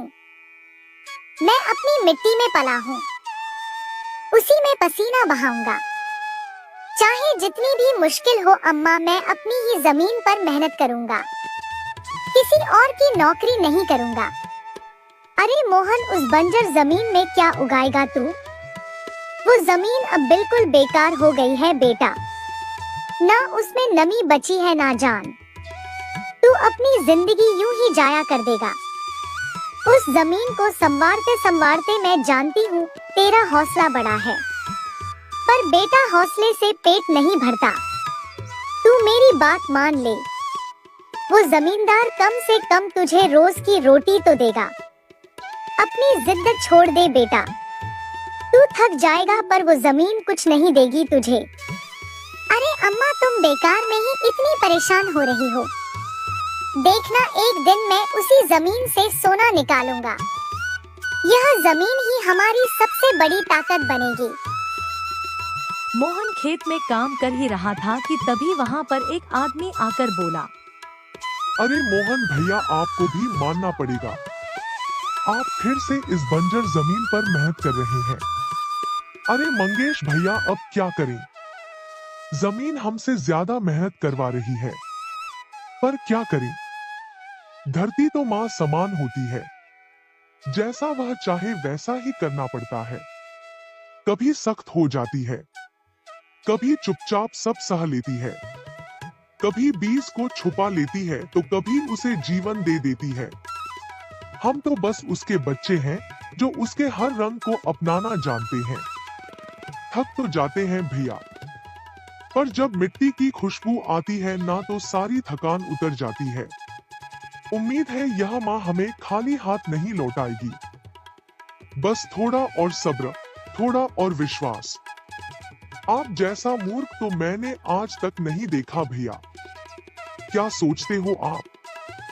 दुनिया कहां से कहां पहुंच गई और आप अब भी उसी बंजर जमीन से उम्मीद लगाए बैठे हैं। मोहन के पास उस आदमी की बातों का कोई जवाब नहीं था। वह वहाँ से अपने घर चला जाता है। जब दोपहर को मोहन थक हार कर घर पहुँचता है तो देखता है कि माँ बुझे हुए चूल्हे के पास चुपचाप बैठी है। क्या हुआ अम्मा? तुम ऐसे क्यों बैठी हो? खाना क्यों नहीं बनाया? क्या बात है? बेटा, चूल्हा जलाने के लिए लकड़ियाँ नहीं है, इसीलिए चूल्हा कैसे जलेगा? बस इतनी सी बात है अम्मा। मैं अभी जाकर ले आता हूँ लकड़ियाँ। मोहन लकड़ियाँ लाने जंगल चला। घमंडी चूहा। चूहा बहुत होशियार था। वह एक जंगल में रहता था। उसने अपना एक छोटा सा घर बना रखा था। जंगल के पास एक घर था, उसमें एक छोटा सा बच्चा रहता था। उस बच्चे के पास लॉन्ग बूट थे, लेकिन वह छोटे हो गए थे। उस लड़के ने वह फेंक दिए। बंटी चूहा, अरे ये जूते तो बहुत अच्छे हैं, मैं इसमें आराम से सो सकता हूँ। बंटी चूहा एक जूते को घसीटकर अपने घर के नीचे ले आता है। दूसरा जूता लाने की उसकी हिम्मत नहीं थी, इसलिए वह उसे ही साफ करके उसमें अच्छे से सोने का बिस्तर बना लेता है। फूलों से उसे सजाता है। बंटी बहुत खुश रहता था। जंगल के और जानवर उसे देखने आते थे। जानवर जब उसको देखते तो बंटी चूहा बहुत नखरे में अपने जूते पर चढ़कर बैठ जाता था। एक दिन नटखट कबूतर बंटी से मिलने आया। नटखट कबूतर, बंटी भाई, बहुत सुंदर घर सजाया है और इस जूते ने तो 4 चांद लगा रखे हैं। बंटी चूहा, सुन भाई, नजर मत लगा, मैंने बहुत मुश्किल से इसे सजाया है। तुम जैसों की नजर लग गई, यह खराब हो जाएगा। नटखट कबूतर, भाई मैं तो तुम्हें बधाई देने आया था, लेकिन लगता है तुम्हारा घमंड तो 7वें आसमान पर है। बंटी चूहा, मुझे किसी की बधाई की जरूरत नहीं है। मैं जानता हूँ तुम सब मुझसे जलते हो, क्योंकि तुम बाहर सर्दी झेलते हो और मैं इस जूते में घुसकर आराम से सो जाता हूँ। नटखट कबूतर बिना कुछ कहे उड़कर वापस चला जाता है। अब बंटी चूहा सारे दिन घूमकर खाना खाता और रात को अपने जूते में आकर सो जाता था। धीरे धीरे जंगल के सभी जानवरों ने उससे बात करना बंद कर दिया था। अब उसका कोई दोस्त नहीं था। धीरे धीरे समय बीतने लगा। एक दिन रात के समय जंगल में तेज बारिश होने लगी। इस सबसे बेखबर बंटी चूहा अपने जूते में आराम से सो रहा था। उसे बाहर की मौसम का पता ही नहीं चला। बारिश का पानी बढ़ने लगा। जूते के तले में एक सुराख था, जिससे पानी जूते में भरने लगा। कुछ ही देर में बहुत सारा पानी जूते में भर गया। तभी बंटी चूहे की नींद खुली, लेकिन तब तक बहुत देर हो चुकी थी। पानी बढ़ता ही जा रहा था। उसे लगा कि अब वो मर जाएगा।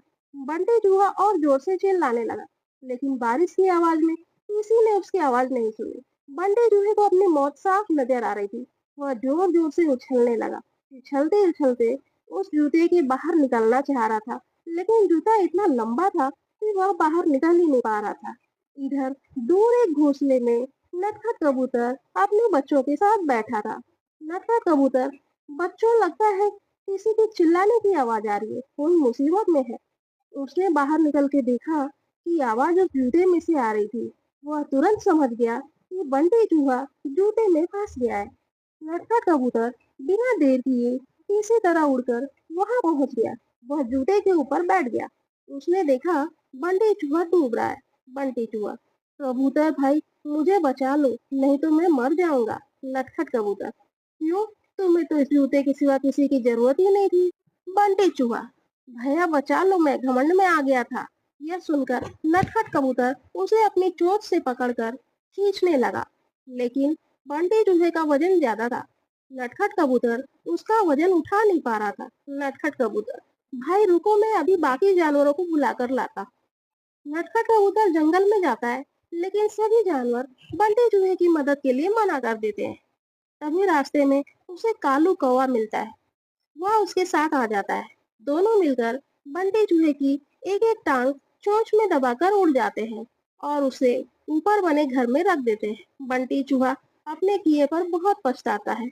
अगले दिन वह जूते को खींचकर उल्टा कर देता है। उससे उसका पानी निकल जाता है। उसके बाद वह उस जूते को घसीट कर ले जाता है और नदी में फेंक देता है। यह देखकर नटखट कबूतर और कालू कौवा बहुत खुश होते हैं। फिर बंटी चूहा सभी जानवरों के पास जाकर सबसे माफी मांगता है।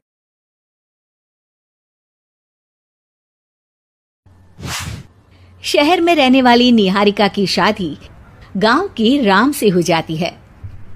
निहारिका को ज्यादा किसी चीज का शौक नहीं होता, जिस वजह से वो ससुराल में खुशी से रह रही होती है। लेकिन गोलगप्पों का प्यार सबको बहुत परेशान करता है। देखो जी, हमारी शादी को ना 1 हफ्ता हो गया और मुझे गोलगप्पे खाए हुए पूरे 7 दिन बीत गए। इतने लंबे समय तक अपने गोलगप्पों के बिना मैं आज तक नहीं रही।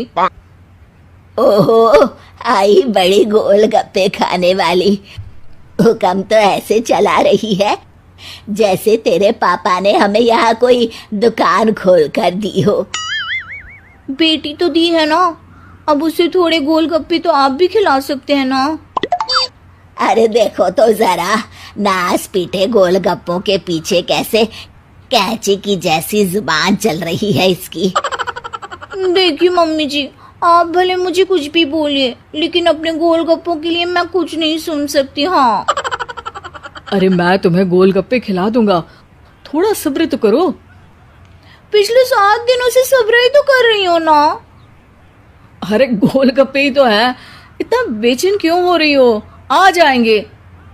सुनो जी, हम लड़कियां पति के बिना रह सकती हैं, पर गोलगप्पों के बिना नहीं, कभी नहीं। वो मेरा पहला और आखिरी प्यार है। निहारिका की बात सुनकर उसकी सास और पति सिर पकड़कर बैठ जाते हैं। जिसके बाद राम गोलगप्पों का इंतजाम करने घर से बाहर चला जाता है। कुछ देर बाद वो गोलगप्पे लेकर घर वापस आता है, जिन्हें देखकर निहारिका सारे काम छोड़कर खुशी से भागते हुए राम के पास आती है। तुम आ गए? इतनी देर क्यों लगाए? पता है ना मैंने तुम्हें कितना मिस किया। अरे थोड़ी देर पहले ही तो घर से गया था। क्या तुम? अरे मैं तो अपने गोलगप्पों से बात कर रही हूँ, तुमसे नहीं। निहारिका का गोलगप्पों के लिए ऐसा प्यार देखकर राम हैरान रह जाता है। अब वो गोलगप्पों को प्लेट में अच्छे से सजाकर उन्हें खाने बैठती है, लेकिन पहला गोलगप्पा खाते ही वो गुस्से में प्लेट खिसका देती है। ये कैसे घटिया गोलगप्पे उठा कर ले आए?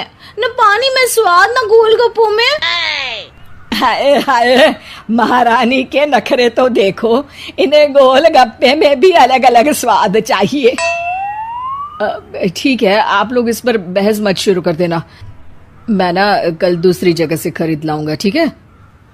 अगले दिन राम निहारिका के लिए गांव में दूसरी दुकान से गोलगप्पे खरीद कर लाता है, पर उसे वो भी पसंद नहीं आते। जिसके बाद बहुत दिनों तक यही सिलसिला चलता रहता है, जिसमें राम अपनी पत्नी के लिए दूसरे गांव तक जाकर वहां से भी गोलगप्पे खरीद कर लाता है, पर निहारिका को कहीं के कोई भी गोलगप्पे पसंद ही नहीं आते। तुमको तो अच्छे गोलगप्पे की पहचान करना आता ही नहीं है। तुमको गोलगप्पे का प्यार पता ही नहीं है, तुमसे कुछ होता ही नहीं है। अरे तुमसे बहुत होता है तो तुम खुद कर लो ना। सास की बात पर निहारिका बैग पैक करके घर से जाने लगती है, जिस पर राम उसे रोकते हुए कहता है, अरे इतनी सी बात पर कोई घर छोड़कर जाता है क्या? मैं कल शहर जाकर तुम्हारी पसंद के गोलगप्पे ले आऊंगा, ठीक है? आपको कहीं जाने की जरूरत नहीं है, मैं ही शहर चली जाती हूँ और घर छोड़कर नहीं जा रही, गोलगप्पे खाने जा रही हूँ। ये कहकर निहारिका शहर में अपने पापा के घर चली जाती है, जहां पर वो सुबह के नाश्ते से लेकर रात के खाने तक में मन और पेट भर कर गोलगप्पे खाती रहती है, जिससे उसकी तबीयत खराब हो जाती है और उसे अस्पताल में एडमिट करना पड़ता है। फूड पॉइजनिंग है, जंक फूड बिल्कुल बंद करना होगा। लो, बहुत गोलगप्पे गोलगप्पे करती रहती थी, कर दिया ना गोलगप्पे ने बीमार। और खाओ अब। माँ, इसके बारे में हम घर जाकर बात करेंगे।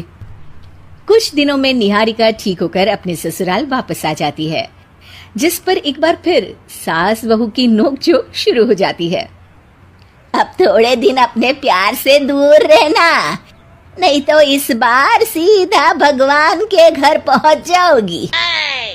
इस बार सास की बात का कोई जवाब दिए बिना निहारिका अपने कमरे में चली जाती है।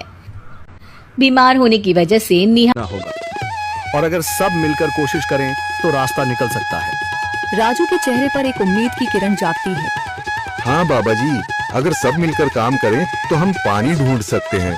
हमने पहले कभी ये कोशिश ही नहीं की। लेकिन इतनी कठिन जमीन में नया कुआं खोदना आसान नहीं। मुश्किल जरूर है, नामुमकिन नहीं। अगर हम मिलकर काम करें तो ये हो सकता है। राजू खड़ा हो जाता है, उसकी आंखों में एक नई रोशनी है। तो फिर हम कल से काम शुरू करेंगे। मैं गांव के सभी युवाओं को इकट्ठा करूंगा, हम मिलकर नया कुआं खोदेंगे। यह कहते हुए वह शामू के साथ गांव के दूसरे युवाओं को बुलाने के लिए निकल पड़ता है। कहीं दूर से गरज की हल्की सी आवाज आती है, जैसे आकाश ने उनकी उम्मीदों की गवाही दे दी हो। अगली सुबह राजू और शामू गांव के युवाओं को इकट्ठा करने निकल पड़े। चौधरी महेश की हवेली के सामने एक भीड़ जमा है। बाबा जी, संदरी, गांव के कुछ बुजुर्ग और किसान सभी मौजूद हैं। हम हाथ पर हाथ रखकर नहीं बैठ सकते। अगर अल्लाह ने हमें हिम्मत दी है तो हमें खुद पानी के लिए मेहनत करनी होगी। हम एक नया कुआं खोदेंगे। लेकिन राजू, क्या हमें यकीन है कि वहाँ पानी मिलेगा? बेटा, पानी जमीन के अंदर होता है, बस सही जगह खोदने की जरूरत है। हमने अपने बुजुर्गों से सुना था कि पुरानी नहर के पास जमीन नरम थी, शायद वहीं पानी हो। बाबा जी सही कह रहे हैं। अगर तुम सब यह काम करने के लिए तैयार हो तो मैं अपने कुछ मजदूर भेज सकता हूँ। धन्यवाद चौधरी जी, लेकिन हम सब खुद भी मेहनत करेंगे। यह हमारे गांव के अस्तित्व की लड़ाई है। संदरी, जो अब तक चुप थी, आगे बढ़ती है। हम औरतें भी पीछे नहीं रहेंगी। हम पानी लाने की व्यवस्था करेंगी, खाना बनाएंगी, ताकि तुम सब आराम से काम कर सको। यही हिम्मत चाहिए थी संदर। पूरा गांव एक नई उम्मीद के साथ कुआं खोदने की तैयारी में जुट जाता है। दूसरी ओर कुआं खोदने का काम शुरू हो चुका है। राजू, शामू और दूसरे युवा बेलचे चलाने लगते हैं। मिट्टी बाहर निकाली जाने लगती है। तेज गर्मी के बावजूद सब पूरी हिम्मत के साथ जुटे हुए हैं। दोपहर की तेज धूप जमीन आग की तरह तप रही है। गांव के लोग लगातार कुआं खोदने में जुटे हैं। हाथ छिलने लगे हैं, माथे से पसीना बह रहा है, मगर किसी ने हार नहीं मानी। महिलाएं पानी और सत्तू लेकर आती हैं ताकि पुरुषों को कुछ राहत मिले। हमें और गहराई तक जाना होगा। अब तक सिर्फ सूखी मिट्टी और पत्थर ही निकल रहे हैं। राजू, यह बहुत कठिन काम है। अगर हमें पानी न मिला। अल्लाह मेहनत करने वालों को कभी निराश नहीं करता बेटा। तुम सब अपनी कोशिश जारी रखो, पानी जरूर निकलेगा। हिम्मत मत हारो, अगर अब रुक गए तो फिर कभी पानी नहीं मिलेगा। सभी फिर से जोश में आकर काम में जुट जाते हैं, मगर सूरज की तपिश बढ़ती जा रही है और कई लोगों की सांसें तेज चलने लगती हैं। तभी एक तरफ से रामलाल और उसके आदमी हंसते हुए आते हैं। अरे भाई, तुम्हें लगता है कि जमीन तुम पर रहम करेगी? हाँ हाँ, ना समझ लोग, ये सब बेकार की मेहनत है। रामलाल, हमारा हौसला मत तोड़ो। अगर तुम मदद नहीं कर सकते तो कम से कम मजाक भी मत उड़ाओ। मदद? हाँ, मैं अपने कुएं का पानी बेच सकता हूँ, मगर मुफ्त में नहीं दूंगा। राजू सब अनसुना कर फिर काम में लग जाता है। शाम होने लगती है, लेकिन अभी तक पानी का नामो निशान नहीं। कुछ लोग मायूस होकर पीछे हटने लगते हैं। राजू, शायद रामलाल सही कह रहा है, यह सब बेकार है। नहीं शामू, हमें हार नहीं माननी। अगर आज हार गए तो फिर कभी हिम्मत नहीं कर पाएंगे। तभी अचानक फावड़ा किसी कठोर चीज से टकराता है। एक अजीब सी आवाज आती है। राजू चौंक कर देखता है और जल्दी जल्दी मिट्टी हटाने लगता है। अचानक एक ठंडी लहर महसूस होती है। सभी लोग दौड़कर आते हैं। जैसे जैसे मिट्टी हटती है, नीचे से गीली जमीन नजर आने लगती है। सब हैरान रह जाते हैं। सुभान अल्लाह, मैंने कहा था ना, अल्लाह हमारी मेहनत को झाया नहीं करेगा। राजू और बाकी सभी जोर लगाते हैं। कुछ ही पलों बाद अचानक मिट्टी के नीचे से पानी की एक छोटी सी धारा फूट पड़ती है। गांव वाले खुशी से चिल्ला उठते हैं, पानी, पानी निकल आया। यह अल्लाह की कुदरत है रामलाल, जिस पर तुम्हें यकीन नहीं था। पूरा गांव आनंद से झूम उठता है। लोग एक दूसरे को बधाइयां देते हैं। औरतें दुआ करने लगती हैं। कुछ दिन बीत चुके हैं। गांव होगा और अगर सब मिलकर कोशिश करें तो रास्ता निकल सकता है। राजू के चेहरे पर एक उम्मीद की किरण जागती है। हाँ बाबा जी, अगर सब मिलकर काम करें तो हम पानी ढूंढ सकते हैं। हमने पहले कभी यह कोशिश ही नहीं की। लेकिन इतनी कठिन जमीन में नया कुआं खोदना आसान नहीं। मुश्किल जरूर है, नामुमकिन नहीं। अगर हम मिलकर काम करें तो ये हो सकता है। राजू खड़ा हो जाता है, उसकी आंखों में एक नई रोशनी है। तो फिर हम कल से काम शुरू करेंगे। मैं गांव के सभी युवाओं को इकट्ठा करूंगा, हम मिलकर नया कुआं खोदेंगे। यह कहते हुए वह शामू के साथ गांव के दूसरे युवाओं को बुलाने के लिए निकल पड़ता है। कहीं दूर से गरज की हल्की सी आवाज आती है, जैसे आकाश ने उनकी उम्मीदों की गवाही दे दी हो।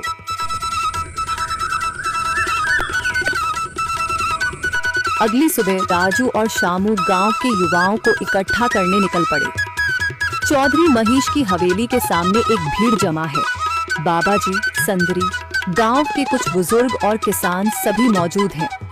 हम हाथ पर हाथ रखकर नहीं बैठ सकते। अगर अल्लाह ने हमें हिम्मत दी है तो हमें खुद पानी के लिए मेहनत करनी होगी। हम एक नया कुआं खोदेंगे। लेकिन राजू, क्या हमें यकीन है कि वहाँ पानी मिलेगा? बेटा, पानी जमीन के अंदर होता है, बस सही जगह खोदने की जरूरत है। हमने अपने बुजुर्गों से सुना था कि पुरानी नहर के पास जमीन नरम थी, शायद वहीं पानी हो। बाबा जी सही कह रहे हैं। अगर तुम सब यह काम करने के लिए तैयार हो तो मैं अपने कुछ मजदूर भेज सकता हूँ। धन्यवाद चौधरी जी, लेकिन हम सब खुद भी मेहनत करेंगे। यह हमारे गांव के अस्तित्व की लड़ाई है। संदरी, जो अब तक चुप थी, आगे बढ़ती है। हम औरतें भी पीछे नहीं रहेंगी। हम पानी लाने की व्यवस्था करेंगी, खाना बनाएंगी, ताकि तुम सब आराम से काम कर सको। यही हिम्मत चाहिए थी संदर। पूरा गांव एक नई उम्मीद के साथ कुआं खोदने की तैयारी में जुट जाता है। दूसरी ओर कुआं खोदने का काम शुरू हो चुका है। राजू, शामू और दूसरे युवा बेलचे चलाने लगते हैं। मिट्टी बाहर निकाली जाने लगती है। तेज गर्मी के बावजूद सब पूरी हिम्मत के साथ जुटे हुए हैं। दोपहर की तेज धूप जमीन आग की तरह तप रही है। गांव के लोग लगातार कुआं खोदने में जुटे हैं। हाथ छिलने लगे हैं, माथे से पसीना बह रहा है, मगर किसी ने हार नहीं मानी। महिलाएं पानी और सत्तू लेकर आती हैं ताकि पुरुषों को कुछ राहत मिले। हमें और गहराई तक जाना होगा। अब तक सिर्फ सूखी मिट्टी और पत्थर ही निकल रहे हैं। राजू, यह बहुत कठिन काम है। अगर हमें पानी न मिला। अल्लाह मेहनत करने वालों को कभी निराश नहीं करता बेटा। तुम सब अपनी कोशिश जारी रखो, पानी जरूर निकलेगा। हिम्मत मत हारो। अगर अब रुक गए तो फिर कभी पानी नहीं मिलेगा। सभी फिर से जोश में आकर काम में जुट जाते हैं, मगर सूरज की तपिश बढ़ती जा रही है और कई लोगों की सांसें तेज चलने लगती हैं। तभी एक तरफ से रामलाल और उसके आदमी हंसते हुए आते हैं। अरे भाई, तुम्हें लगता है कि जमीन तुम पर रहम करेगी? हाँ हाँ, ना समझ लोग, ये सब बेकार की मेहनत है। रामलाल, हमारा हौसला मत तोड़ो। अगर तुम मदद नहीं कर सकते तो कम से कम मजाक भी मत उड़ाओ। मदद? हाँ, मैं अपने कुएं का पानी बेच सकता हूँ, मगर मुफ्त में नहीं दूंगा। राजू सब अनसुना कर फिर काम में लग जाता है। शाम होने लगती है, लेकिन अभी तक पानी का नामो निशान नहीं। कुछ लोग मायूस होकर पीछे हटने लगते हैं। राजू, शायद रामलाल सही कह रहा है, यह सब बेकार है। नहीं शामू, हमें हार नहीं माननी। अगर आज हार गए तो फिर कभी हिम्मत नहीं कर पाएंगे। तभी अचानक फावड़ा किसी कठोर चीज से टकराता है। एक अजीब सी आवाज आती है। राजू चौंक कर देखता है और जल्दी जल्दी मिट्टी हटाने लगता है। अचानक एक ठंडी लहर महसूस होती है। सभी लोग दौड़कर आते हैं। जैसे जैसे मिट्टी हटती है, नीचे से गीली जमीन नजर आने लगती है। सब हैरान रह जाते हैं। सुभान अल्लाह, मैंने कहा था ना, अल्लाह हमारी मेहनत को जाया नहीं करेगा। राजू और बाकी सभी जोर लगाते हैं। कुछ ही पलों बाद अचानक मिट्टी के नीचे से पानी की एक छोटी सी धारा फूट पड़ती है। गांव वाले खुशी से चिल्ला उठते हैं। पानी, पानी निकल आया। यह अल्लाह की कुदरत है रामलाल, जिस पर तुम्हें यकीन नहीं था। पूरा गांव आनंद से झूम उठता है। लोग एक दूसरे को बधाइयां देते हैं। औरतें दुआ करने लगती हैं। कुछ दिन बीत चुके हैं। गांव वाले नए कुएं से पानी भर रहे हैं। खेतों को सींच रहे हैं और जिंदगी फिर से पटरी पर लौट रही है। मगर रामलाल अब भी अपनी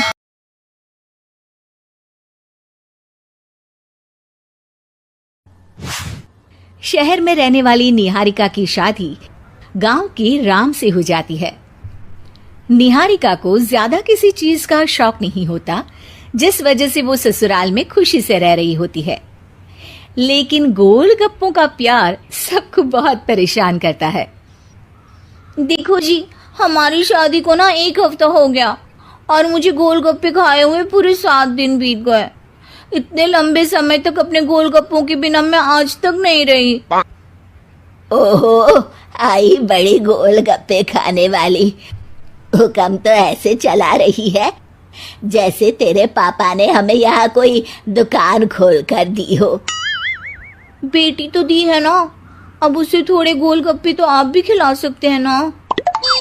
अरे देखो तो जरा, नास पीटे गोलगप्पों के पीछे कैसे कैंची की जैसी जुबान चल रही है इसकी। देखिए मम्मी जी, आप भले मुझे कुछ भी बोलिए, लेकिन अपने गोलगप्पों के लिए मैं कुछ नहीं सुन सकती। हाँ, अरे मैं तुम्हें गोलगप्पे खिला दूंगा, थोड़ा सब्र तो करो। पिछले 7 दिनों से सब्र ही तो कर रही हो ना। अरे गोलगप्पे ही तो है, इतना बेचैन क्यों हो रही हो? आ जाएंगे। सुनो जी, हम लड़कियां पति के बिना रह सकती हैं, पर गोलगप्पों के बिना नहीं, कभी नहीं। वो मेरा पहला और आखिरी प्यार है। निहारिका की बात सुनकर उसकी सास और पति सिर पकड़कर बैठ जाते हैं। जिसके बाद राम गोलगप्पों का इंतजाम करने घर से बाहर चला जाता है। कुछ देर बाद वो गोलगप्पे लेकर घर वापस आता है, जिन्हें देखकर निहारिका सारे काम छोड़कर खुशी से भागते हुए राम के पास आती है। तुम आ गए? इतनी देर क्यों लगाए? पता है ना मैंने तुम्हें कितना मिस किया। अरे थोड़ी देर पहले ही तो घर से गया था। क्या तुम? अरे मैं तो अपने गोलगप्पों से बात कर रही हूँ, तुमसे नहीं। निहारिका का गोलगप्पों के लिए ऐसा प्यार देखकर राम हैरान रह जाता है। अब वो गोलगप्पों को प्लेट में अच्छे से सजाकर उन्हें खाने बैठती है। लेकिन पहला गोलगप्पा खाते ही वो गुस्से में प्लेट खिसका देती है। ये कैसे घटिया गोलगप्पे उठा कर ले आए? न पानी में स्वाद, न गोलगप्पों में। हाय हाय, महारानी के नखरे तो देखो, इन्हें गोलगप्पे में भी अलग अलग स्वाद चाहिए। ठीक है, आप लोग इस पर बहस मत शुरू कर देना। मैं ना कल दूसरी जगह से खरीद लाऊंगा, ठीक है? अगले दिन राम निहारिका के लिए गांव में दूसरी दुकान से गोलगप्पे खरीद कर लाता है, पर उसे वो भी पसंद नहीं आते। जिसके बाद बहुत दिनों तक यही सिलसिला चलता रहता है, जिसमें राम अपनी पत्नी के लिए दूसरे गांव तक जाकर वहां से भी गोलगप्पे खरीद कर लाता है। पर निहारिका को कहीं के कोई भी गोलगप्पे पसंद ही नहीं आते। तुमको तो अच्छे गोलगप्पे की पहचान करना आता ही नहीं है। तुमको गोलगप्पे का प्यार पता ही नहीं है, तुमसे कुछ होता ही नहीं है। अरे तुमसे बहुत होता है तो तुम खुद कर लो ना। सास की बात पर निहारिका बैग पैक करके घर से जाने लगती है, जिस पर राम उसे रोकते हुए कहता है, अरे इतनी सी बात पर कोई घर छोड़कर जाता है क्या? मैं कल शहर जाकर तुम्हारी पसंद के गोलगप्पे ले आऊंगा, ठीक है? आपको कहीं जाने की जरूरत नहीं है, मैं ही शहर चली जाती हूँ और घर छोड़कर नहीं जा रही, गोलगप्पे खाने जा रही हूँ। ये कहकर निहारिका शहर में अपने पापा के घर चली जाती है, जहां पर वो सुबह के नाश्ते से लेकर रात के खाने तक में मन और पेट भर कर गोलगप्पे खाती रहती है, जिससे उसकी तबीयत खराब हो जाती है और उसे अस्पताल में एडमिट करना पड़ता है। फूड पॉइजनिंग है, जंक फूड बिल्कुल बंद करना होगा। लो, बहुत गोलगप्पे गोलगप्पे करती रहती थी, कर दिया ना गोलगप्पे ने बीमार। और खाओ अब। माँ, इसके बारे में हम घर जाकर बात करेंगे। कुछ दिनों में निहारिका ठीक होकर अपने ससुराल वापस आ जाती है, जिस पर एक बार फिर सास बहू की नोकझोंक शुरू हो जाती है। अब थोड़े दिन अपने प्यार से दूर रहना, नहीं तो इस बार सीधा भगवान के घर पहुंच जाओगी। इस बार सास की बात का कोई जवाब दिए बिना निहारिका अपने कमरे में चली जाती है। बीमार होने की वजह से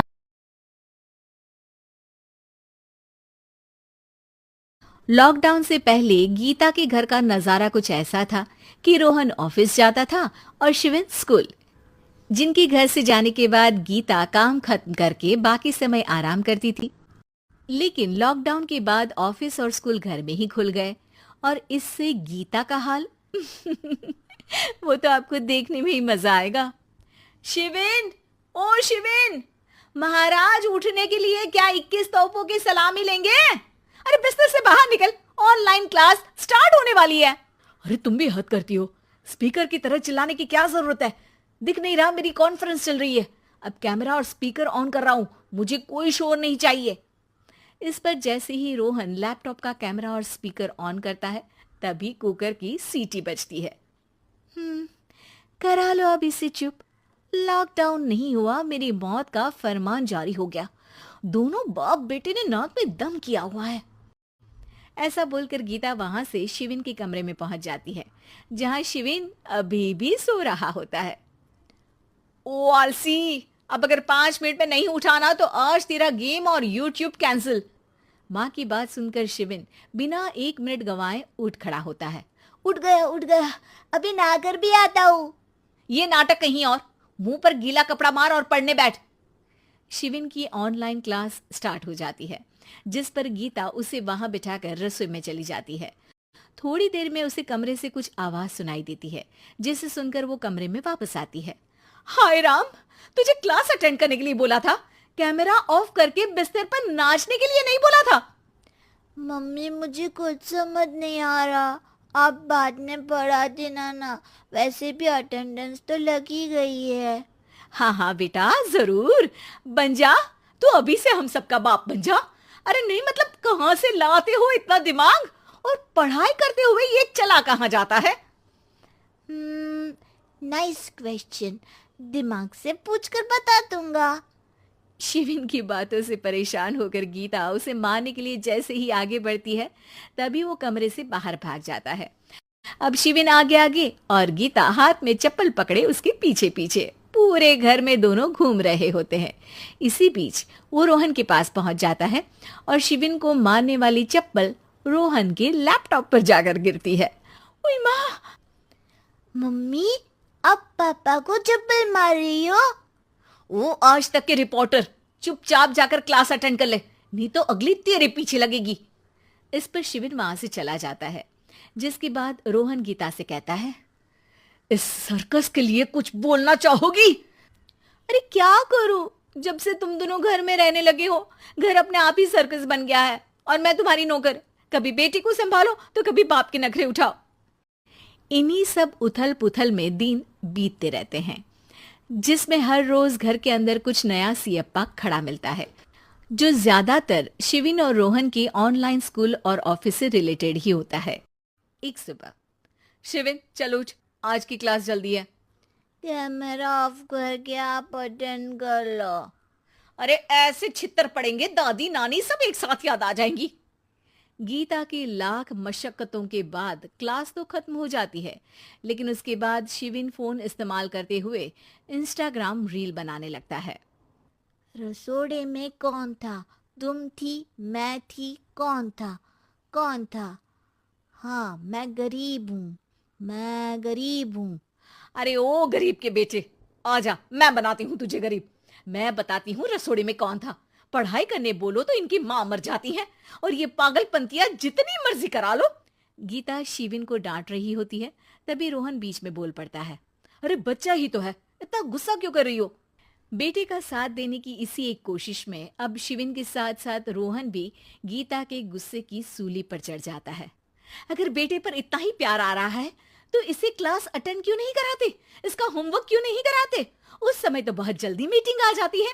वो काम मैं करूं और यहाँ इस बेफिजुली की चीज में तरफदारी करके बन जाओ महान।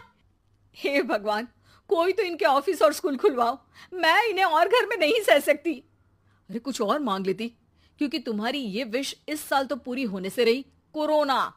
हाय, नास बेटे ने जिंदगी ही बर्बाद कर दी। खाए कोई पचाए कोई, कल मुझे चुन चुन कर सबको मेरी बद्दुआ लगेगी। उन्होंने दुनिया का और इन बाप बेटे दोनों ने मेरा जीना मुश्किल कर दिया। गीता वहां। पिंकी बेटा इधर आओ, देखो तुम्हारे मम्मी पापा आए हैं। तुमने इनके लिए खाना तो बना लिया ना? वो क्या है ना मम्मी जी, आपसे एक बात कहनी थी। हाँ हाँ बोलो बहू, क्या बात है? डरने की कोई जरूरत नहीं।